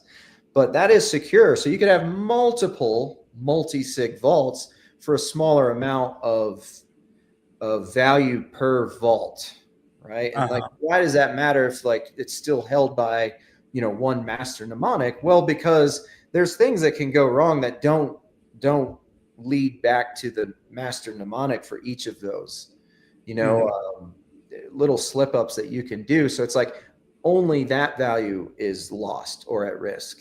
Right. But all the other 9, if you're splitting these up by 10%, you have 90% left somewhere else. Like, this is an option that you can do. You have to figure out if that works for you. But when it comes to segregation of keys and value, this is another thing that we have available to us. And like BIP85 has been around for a while and been vetted. And if you understand how hash functions work, and then you look exactly what does BIP85 use, do I trust it? This is an option that you can use to kind of just segregate even further. It's like, great, multi-sig is very strong, but what about multiple multi-sigs based off of the same parent mnemonics? Something Interesting. Yeah. So instead of having all your UTXOs in one cluster, or all your eggs in one basket, you can do what you want. Have different nest eggs, and say something got weird or wrecked in one area. Well, you're still okay. You're spread. And it also gets into, I think of, so like OPSEC generally, operational security. Now here we are. I'm out as a Bitcoiner. I talk Bitcoin. People know I'm into Bitcoin, and then people might presume things about that. And I've had people just say like, so how much Bitcoin do you have? And they're just naively like curious and stuff. And it's kind of like, I've seen people post online, you have your stacking goals, and I've literally seen posts that say, I finally achieved my goal of 1 Bitcoiner. I'm a whole coiner. Yeah. I've got 1 Bitcoin. And at one level, I'm like, awesome. I'm really proud of you and the work that takes, the dedication. And this is a post you may not want to make, or you might want to delete later or whatever, when it's like, I mean, who knows? People are just like, well, I wasn't a target. I shouldn't be a target. Like, I mean, what are they going to get from me, really, if they could? But if you become a potential target to some, you might attract attention. So there's also ideas of like, I mean, I live and breathe and talk Bitcoin all the time, appropriately, tactfully, not to drive people crazy about it, but I talk about it and people know. But I'm comfortable doing that, or like whether you wear Bitcoin merch, or like, yeah, Right. I'm Yep. pro Bitcoin. You don't have to be like apprehensive about being pro Bitcoin. I think, yeah, Bitcoin's good. Bitcoin's the path. Bitcoin is good for all. And there are conversations or information that you don't want to necessarily project as like either feeling proud or bragging or whatever, that like, hey, I'm a target. Come Yeah. get a whole coiner. So Yeah, I mean, it's a double-edged sword. The way that I see, like, even what we're doing here, I'm talking about Bitcoin. You do this all the time. You've got what, nearly 100 episodes, I think. yeah, various And guests. And and yeah. anybody else who does this, the problem is that without voices to add whatever your mind has, like, I feel like I'm trying to add value wherever I can to kind of synthesize all these things that I've seen, like, here's how it can all work together, and put that out there. Without someone doing it, it doesn't get out there. I mean, yes, this information is there. You can buy the same books that I've read. You can look at, everything. The whole entire Bitcoin code is online. Yeah, you can do that. But like, I couldn't find it, like I had to read all this stuff and kind of put it together. So I only heard about it because other people were talking about it a lot. yeah, you get bits and pieces, like I'd heard of this parent child key thing, but like that one day I kind of like put it together. I was like, oh, here's why it's great for the segregation aspect. But like, this is the risk that you have to take, and like the way I see things is like, I'm about to be a father, right? Mm-hmm. I could choose to just remain in the shadows and maybe kind of learn stuff on my own and use it only for myself and not share it, and not make myself public at all. But what if this ecosystem and the tangential things that are kind of connected to it, they don't grow, and people never hear your voice, and they don't get this information. This thing doesn't go where it could, if you really believe in the power that it could have, because it's certainly not reached its zenith of potential. No way. It still has a lot of work to do. This is the risk that we need to take, is like, put the information out there, and somebody's got to do it, but again, wherever you do one thing, you sacrifice another.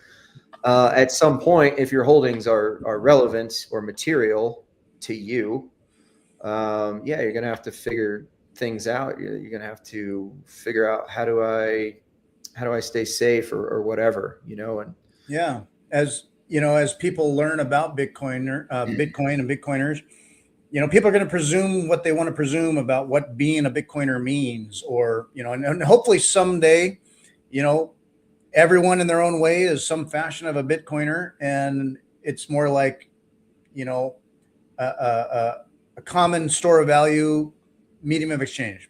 Yeah. Great.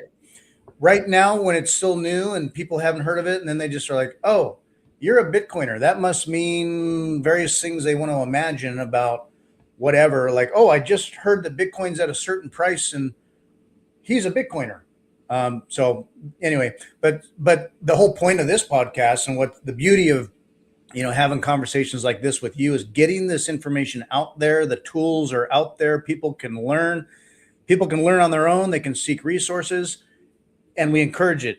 Learn, and don't just dive in and go crazy with it. I encourage, getting off zero, run a node, take self-custody, take some personal responsibility with something that is very important, and learn about it, and then feel that freedom and power. So as we promote and share all this information, you've been considering, and maybe you've been writing already, but documenting all these thoughts you've had about the pillars you've mentioned, the entropy and the key management and self-custody. Have you been writing, or you're thinking about potentially, whether it's Substack or something down the road, posting your writings and thoughts about this stuff? Yeah, so I've got documents that are in various stages of works in process. Those things are not really ready to be published. Again, like that with, like I said, there are so many sharp edges in cryptography. I really want to make sure this stuff is tight, that the mindset is well explained. So those things will be coming. Right now, I'm still completing a 2,000-foot house renovation pretty much by myself. So, Oh boy, and there's a baby on the way. getting ready for the baby. Yeah, so that's been the focus. But these things will come out.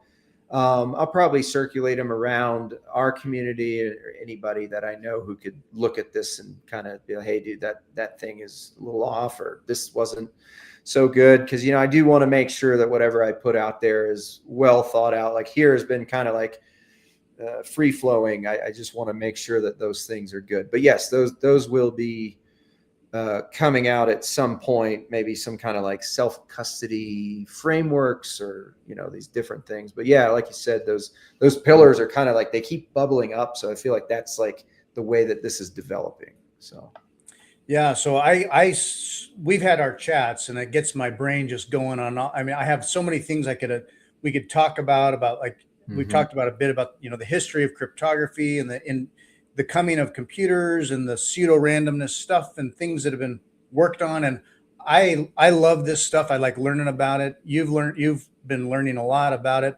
So I look forward to writings you might do down the road. Yeah, absolutely. A baby can take a whole bunch of your time. And at the same time, sometimes like when we've had a child, I get a little break from work and you're taking care of the baby, and then you find yourself sometimes with a little bit of time. Right. So maybe you get a chance to sit down and do some writing in the quiet, intermittent moments. And I wanted to, now if people want to find you and follow you, I'll just, you're more of a lurker online, but down the road, people might find you. People can find you on X, JDZ, at Governor of TX, Governor of Texas. You could follow Jerry here, and then down the road, perhaps whether here or on Substack, when you have your writings together, you'll find them there or elsewhere. So yeah, I look forward to it. Yeah, well, thank you. Yeah, I mean, it's a work in progress. These things there's a lot of complicated stuff circling around. It's like a soup, and then eventually it slowly congeals into something you can recognize. So it's coming. One thing I wanted to say before we get off, I have to give, this is how we met. So I have to give my thoughts about your product, the MicroSeed. Oh yeah. Our MicroSeed. Yep. Yeah. When I saw you had your table there at the check-in, near the check-in for that Bitcoin Veterans event. And man, I had just found your product like maybe a week or so prior. I think I just received it right before I left for the event. So I hadn't even opened the box. Yeah. And, but from what I had seen about it, I had already been like, oh my God, this thing is amazing. Like, look at all the things it can do. And then, once I finally used it to play around with, I gave you some feedback. That thing is awesome. And I'll tell you why. We didn't really talk about, like recovery or distribution of your backups. That's fine. We could do that a different time. But generally speaking, I mean, as you guys say, you want it on something durable. Right. Titanium or steel is obviously very good, especially with like the amounts of fire that those things can withstand. And then the nylon has its purpose as well. And I'm sure any other material that would fit on that thing, you can explore around with that. But the reason I love it so much is because I'd looked and I've purchased other things, like crypto steel is a good one. It comes in a little tube. It's very rigid. It's got these letter tiles that you put them all on there, and then you just flick through them. It's like, oh, here's your stuff. But those things are about, I think, like $200 for a 3-pack or something. Like if you bought one for every multi-sig and you had a 2 or 3, there it is. So they're $100 each. So that's $300. That'd be $300 for a 24-word mnemonic. And you can reuse them. Obviously, you take that little nut off and you dump out the tile, the letter tile, and you could redo it if you changed your stuff. But then you have to keep those letter tiles around, and Right. things can happen. The thing I love about the MicroSeed, what if you wanted to make this into a seed XOR? What if you Uh-huh. wanted to take your mnemonic, you have 3, and you wanted to make them a 2 of 2 XOR, or you wanted to do a 2 of 3 Shamir's secret sharing split? They all have their place. Uh-huh. If you do that and you have 3 mnemonics and you're going to split them into 3 pieces with a Shamir setup, that's 9. That's $900 for those things. That's insane. Right. With your thing, you buy it. I think it's roughly $300 or so, and Right. you do pay that upfront cost. But then, you get these titanium or steel washers online or at the store, and the stainless steel is much cheaper. But You go down to the hardware store and just buy yourself there you go. as many washers as you want. Dude, it's amazing. And then, because I like the split thing, like when I'm thinking about storing my mnemonic at a distance, that is a place that I can't check up on very often. That is a place, like, name your place that you want to put it, but you're not going to go there and make sure that if it was with a person, that they didn't lose it, or that their kid didn't throw it in the oven or something, or dog ate it or whatever. Yeah. Or if it's in some place that only you know about, still, you have to go there and make sure no one stumbled upon it. I mean, go through this in your head, you'll figure it out. So to put like a full mnemonic somewhere, especially if it were just single sig, bad idea, right? In my opinion. You can split it. And like Cold Card has a way to do this. It's Seed XOR. I think you can do up to 4. If you split it into 4 pieces, you need all 4 to reconstitute. But it's just a simple XOR operation. Again, you can do this by hand if you want. They show you how to do that on their online documents. But anyway, the thing about the MicroSeed is that A, it's super durable. B, you can make as many copies as you want. That's the beauty. So if I want several copies in this country, and then maybe a few around the world, and then maybe one here, one there, certain individuals, like, again, the more of those things you put out there, the more risk you might have. Mm-hmm. So you need to think about, is there anybody who can collude with this information? Do they know each other? Whatever. But you get the point. The ability to make multiple copies. I could do a 2 of 2 seed XOR. I keep parts A in my places, and then parts B around the world. And I only need 2 of the 3, A and B, A and B. The other ones, maybe I never get to them, but that's enough for me to then recover wherever I'm at. Yeah. I can put the ones at distance on a MicroSeed on analog form, which I know is not going online, and then put my part A on the cloud or on my phone or on a Gmail email to myself, whatever. That part is insecure, but the part B is somewhere else. When I get there, I can reconstitute them. I have what I need. It's just the possibilities are endless when it comes to recovery. And I don't know of any other, like most of these things that you stamp, it's permanent. It's like a square, and it's like, when you make it, that's it. You have to buy a new square. You can't use it. So the reuse part is massive. The fact that the thing is tiny, like a quarter, I mean, amazing. 1 inch.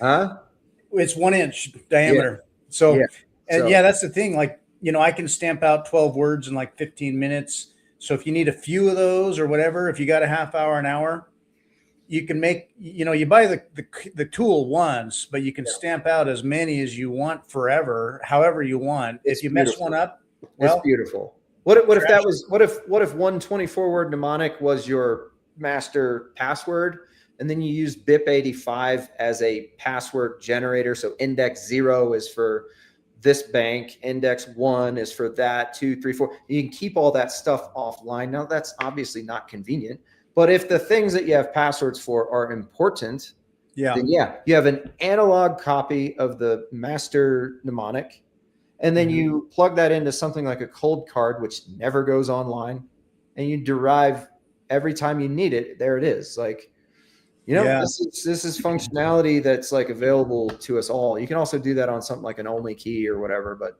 you get the point. I think it's beautiful. And I also think that another thing that keeps bubbling up when it comes to the backup of something, I've mentioned like cloud stuff and using digital media, but bar none for a lot of the purposes I've thought of, analog is king. Yeah. You do not have to worry about analog being online.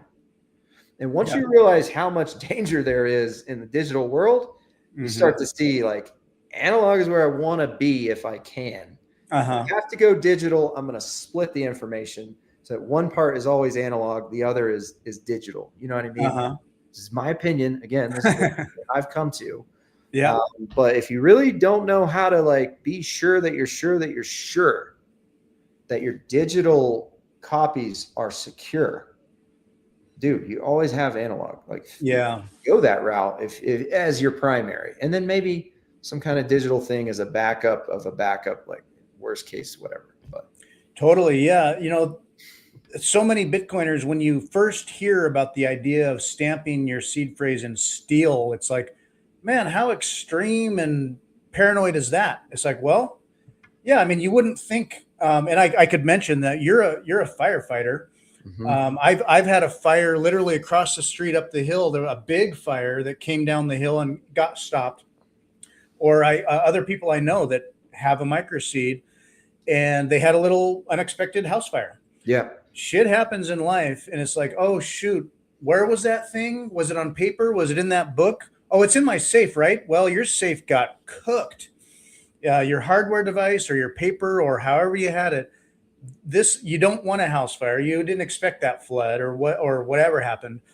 But so yeah, that analog part, it's like, okay, why steel or titanium? Well, because it's granite bedrock in terms of that analog security. So it's those, yeah, they're extreme situations, but you don't have to worry about it once it's there.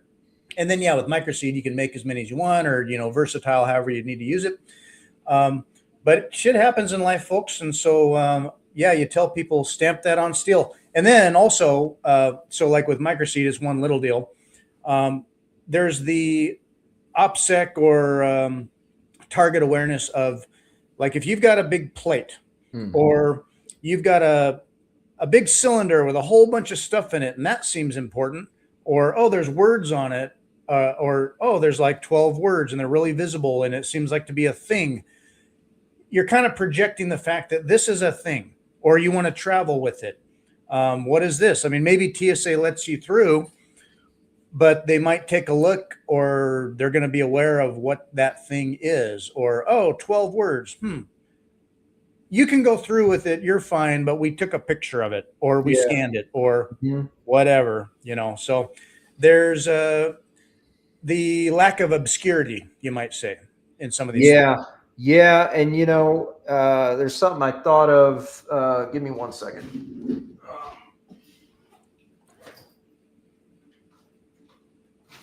So I've been playing around with this hard copy of.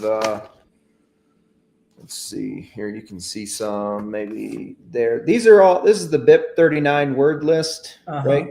You can see that. I mean, it goes from 0 to 2047. I think it's 2048, but since all zeros is counted as the first one, but that's only 4 numbers max, right? If you have zeros, you can do 0, 0, 0, 0, and that would be the word abandoned, all the way up to 2047, which is, well, these are out of order, but you get the point. Whatever the last one is, zoo, I think. 2047. So anywhere in that stack, if you have your mnemonic, you could just use numbers. Again, that's not going to prevent someone from taking a photo and then being able to figure out what it might relate to. You're still in the same boat, but it's not words, So if your words, you put them in order, you could just use 4 digits. Like you and I talked about, I use your product. You can put in almost all cases 24 words on it. Full words, some are longer than others. Maybe you run out of space, but the way I've done it is I use the first 4 letters, put a couple spaces, then 4 letters, and I label the first one 0, 1 space, 4 letters, 2 spaces, 4 letter, and it goes like that. And then whatever the next number is, 0, 7, and 13, and 19. But you could use numbers. It's a little bit more obscure. If anybody ever catches on to MicroSeed, let's face it, when they start seeing washers, they can be, oh, this could be that. We'll cross that bridge when we get there. But yeah, for right now, nobody really knows what that is. And if you use numbers, it's just it's a little bit more obscure. It's not security, it's obscurity, but Or you've got it on a washer and you paint over it, or you wrap it in something, or you dip it in plastic, or you make it a grommet in your luggage. A necklace, a button. You can sandwich those together, put a bolt through it, put a nut on the other side, and now there's just 2 washers. You can't really see that one of them has anything on it. Possibilities today are very large, and that's another beautiful thing. Like, my mind it loves this kind of stuff, like type stuff. When we met, and for a lot of people, they get it, but they're still learning. And when I was at Bitcoin Veterans, it was very refreshing and interesting to have someone who showed up, and it wasn't just like, oh yeah, I've seen that before. It was like, no, you had just gotten one and you loved it. And not just because it was different, but for reasons. You had all these things that I have thought about for a long time. And so you appreciated it for the same reasons that I do, in terms of all these ideas about proper security, the option of high obscurity, hide it anywhere you want, like turn it over or put another washer on it, bolt it to the back of your safe. In the back, it's a feature of your safe bolted to the wall, or the back of your fridge, or what have you. And you can do all these obscure things that, just security cannot simply be obscurity. Obscurity is not security. Yep. Yeah. Obscurity is not security. Obscurity can be a decent layer and feature of security. But if all you have is obscurity, you're focused on the wrong. It's easier to think about, but it's not true security. So if you have security, just like cover and concealment, right? I mean, they both have their place. Concealment is good and can get you out of a bind, right? But it's not cover. Yeah. So you kind of need both. Obscurity is definitely not security, strictly speaking. Yeah. But it still has its place, and then you can use obscurity on top of security, because what is secure is, again, if it's multi-sig, you got 1 out of 3. That's not going to break you, right? You can see this one all you want. That is secure. Or if you wanted to, again, break it into like a Shamir or an XOR shares, then again, the one piece is secure. It needs the other 1 or 2 or however many to make it the full payload that you're trying to hide. Yeah. And you can also then maybe obscure it by using, say, numbers if you want, like instead of words. So if somebody sees a bunch of numbers on there, it doesn't really mean much, and it's definitely not memorable. It's way harder to memorize the numbers than the words or the letters. So anyway, you can go down, again, a spectrum. I wouldn't recommend most people go this far, again, unless you're like some national target, but it's just cool to know. And it's good to know what your options are. Like, from me looking at different options, I've been able to like engineer something that works for me, or stack something that works for me is basically so. But anyway, hats off to you guys, because that product is awesome. Thank you. I really, the small form factor and the ability to make as many as you need, I mean, that's the selling point for me.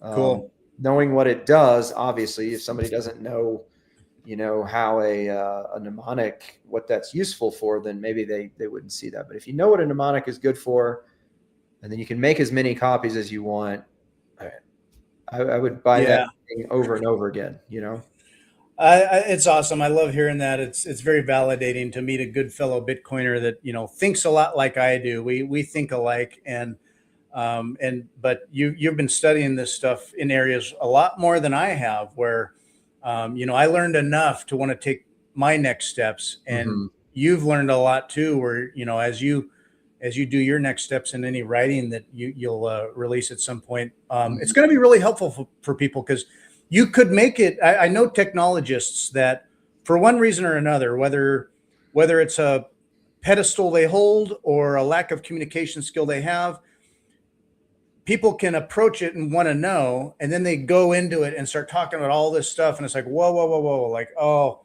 clearly I'll never understand this. It's too complicated. And so by being able to distill down good, simple paths where, yeah, there's all this stuff going on, and you can have one version that has all the things, and then the Cliff Notes version that kind of keeps it elegant and simple, and like for reference, you can read this. But Yes. to understand that this works this way, here's this step, and you can verify it, but it's not like, here's all this crazy stuff. Right. You got to read all this before you really get it. And like, how Yep. Bitcoin maxi are you? And people are going to be like, I'm out. Yeah, no, you nailed it, man. My hope is to be able to distill it. Like, it is way too much. Like, you could, if you wanted to write about this in detail, I mean, you're just going to end up writing another book. And like, again, I'm not a PhD cryptographer. You could write a book probably. Yeah, so to be able to distill it just in things that people can understand, that is my goal. A lot of times verbalizing these things, it's easy to get lost. I can understand if people who see this are like, dude, that's way too much. It's not simple. It's not useful. I get that, but hopefully a distillation process will get it to that. And maybe even like, if you want it pretty simple here, if you want it medium here, if you want it crazy, here's a, and you can kind of pick your poison and adjust things for yourself. That's the hope. But yeah, you nailed it. Like being able to bring these things, because it is a lot of times, even like software people or computer people, they try to solve everything with software. Yeah. And that can get very complicated because there's all these little gaps and risk vectors. And it's like, again, with the analog thing, you're like, here's this solution. It's already here. It's so damn easy, and it eliminates all digital software, hardware, any of those threats. It's gone. Right. So anyway, but and that's why the miracle and magic of not just Bitcoin, but cryptography and math itself, it's just blessed tools that we have and that we can play with and learn from and use. And it's going to change the world. It's changing the world. And that's when I think of, Bitcoin as hope. It's like encryption was this pivot point in humanity where suddenly all these winnowing in like kind of sovereigns or trusted third parties and things that we had to rely on for more and more and more of that. Suddenly there was this like trigger point where with cryptography, we can all have it. It's like a gift to humanity, and you can do it all by yourself and do whatever the heck you want to the extent that you want. It is, that is the most beautiful part about it. I mean, the power in this thing is hard to comprehend, but I mean, it is the same as your freedom of speech, right? It is the same as any other weapon. This is a tool, and it's available to you. And it requires personal responsibility, right? If you're handling firearms, you better have, looked into how do I do this safely and get some training and habits. But, in the right hands, this thing is amazing. And that's what I found with cryptography, and obviously Bitcoin is built on top of that. So, yeah, I made a graph. Let's see if I can have it up here on screen well enough. But so I made this like several years ago, but it was my vision on, if I could have it full screen here some way. Let me zoom out a little bit. There we go. So this was a conceptual thing I made where there's like span of control. If you imagine that being like kind of a lump sum of span of control, and then over time going left to right, where we started out early, just as humanity started. And there was a lot of risk and a lot of vulnerability, but you had just more full self-sovereignty and personal responsibility. Like you had to, if you're going to live and survive, it was all on you. And then with the growth of protection systems or kings to governments, and we have fiat government, that span of control and connection points in our lives has grown and grown and grown and grown. Similarly, you have on the private sector, it might have been people that were good at certain stuff and took care of things for you for good Right. reasons, Yep. and guilds growing into corporations and fiat corporations.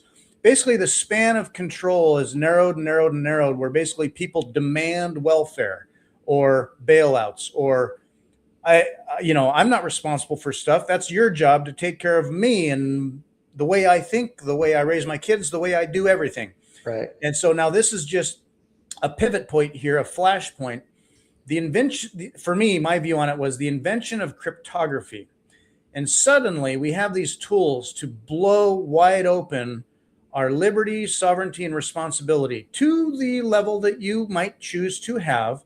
But between this freedom technology generally and our freedom money or property, suddenly there's our self-sovereignty along with personal responsibility opens up wide. And this is what I saw as sort of like what's occurring here. We're right in this area here now where it's just opening up. Anyway. No, that's a great graph. I mean, I can see exactly what you're trying to get at with this image. That's the purpose of a good image, right? But yeah, this is cool, man. I think this notion of sovereignty and self-responsibility and liberty is a concept that kind of has diminished over the decades, and I think people don't want it sometimes. They want comfort and convenience. Correct. Yeah, and so I don't know if that's a nurture or a nature thing, if that's just different personalities. I don't know, or the way that you were brought up, but it's slowly becoming more. People are becoming more conscious to it. And I think that that's a good thing. And that is another one of those things where, again, this is a closed container. The more liberty you want, the more risk you're going to have to take. The more you're going to have to do it for yourself. Yeah. Put in the work and time. Yeah. Correct. You're going to have to DIY your own security, your own thinking, your own resource acquisition, but on the other hand, you're freer, and you have agency to the exact extent to, it's like a seesaw, Yeah. So yeah, I mean, I'm very thankful. Here's the thing, no matter what happens with Bitcoin, understanding the foundations that it's built upon is also very powerful. Your communications networks are all using this stuff, this secure cryptographic algorithms. Your online life in other areas, I'm terrible at privacy. I want to get better. But, this whole Bitcoin thing kind of opened my eyes to that. So anyway, all this knowledge is very powerful. And it is. If you read that cypherpunk manifesto, it's like, privacy. It's in there a bunch of times. And yeah, there you go. I've got it right here from Bitcoin Veterans was handing these out. Yeah. So, I mean, that's just super powerful, and we are moving to a place that is more chaotic, and the ground seems to be shifting underneath us. I mean, this is not a theory. This is reality. We're seeing it. Things are changing. It's very obvious. It's blatantly obvious. Kind of a less global, more mercantilistic, more local, more all of that. But, there's a lot that comes with that. Having the ability to protect yourself, your information, your data, whatever it is, your money, is very important in times when it's chaotic. I don't know if it'll be better or worse, but I do know that a lot of places around the world are trying to surveil more and to control more. Why are they trying to control more? It's because they're losing it, because things are shaky right now. And the natural response is to tighten that stuff.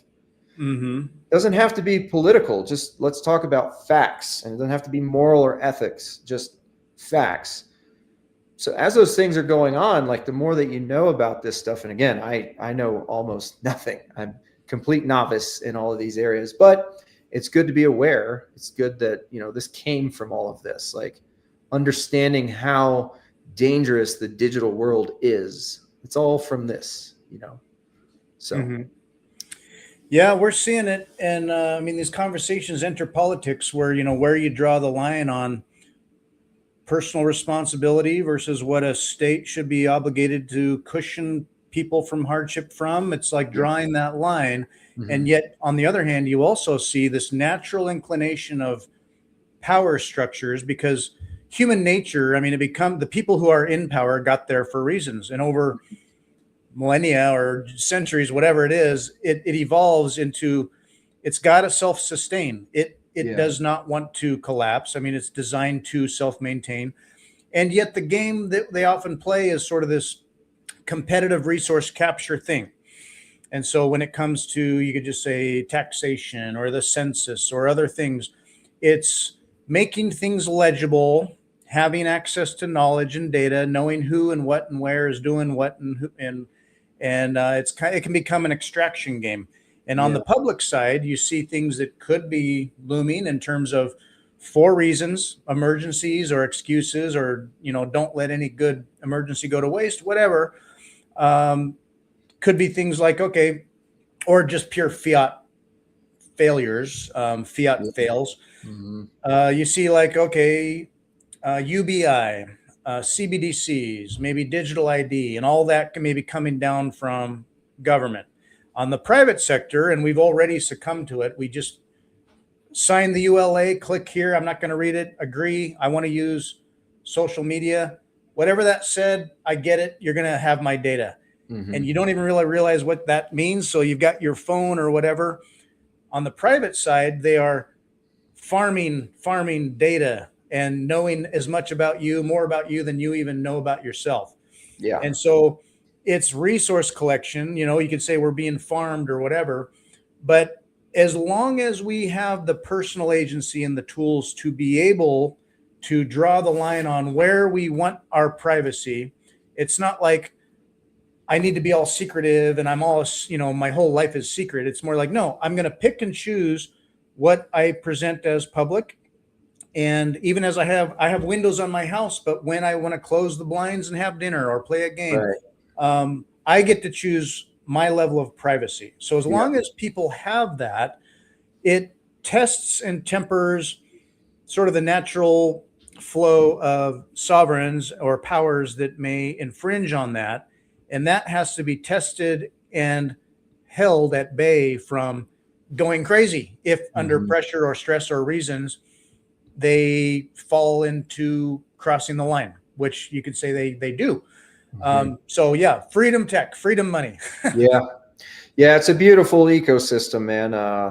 There's a lot of potential in this area for anybody who wants to contribute. Not just Bitcoin. Bitcoin needs a lot of still evolution, but anything surrounding it. Like all these other areas that you just mentioned, they're all kind of interrelated.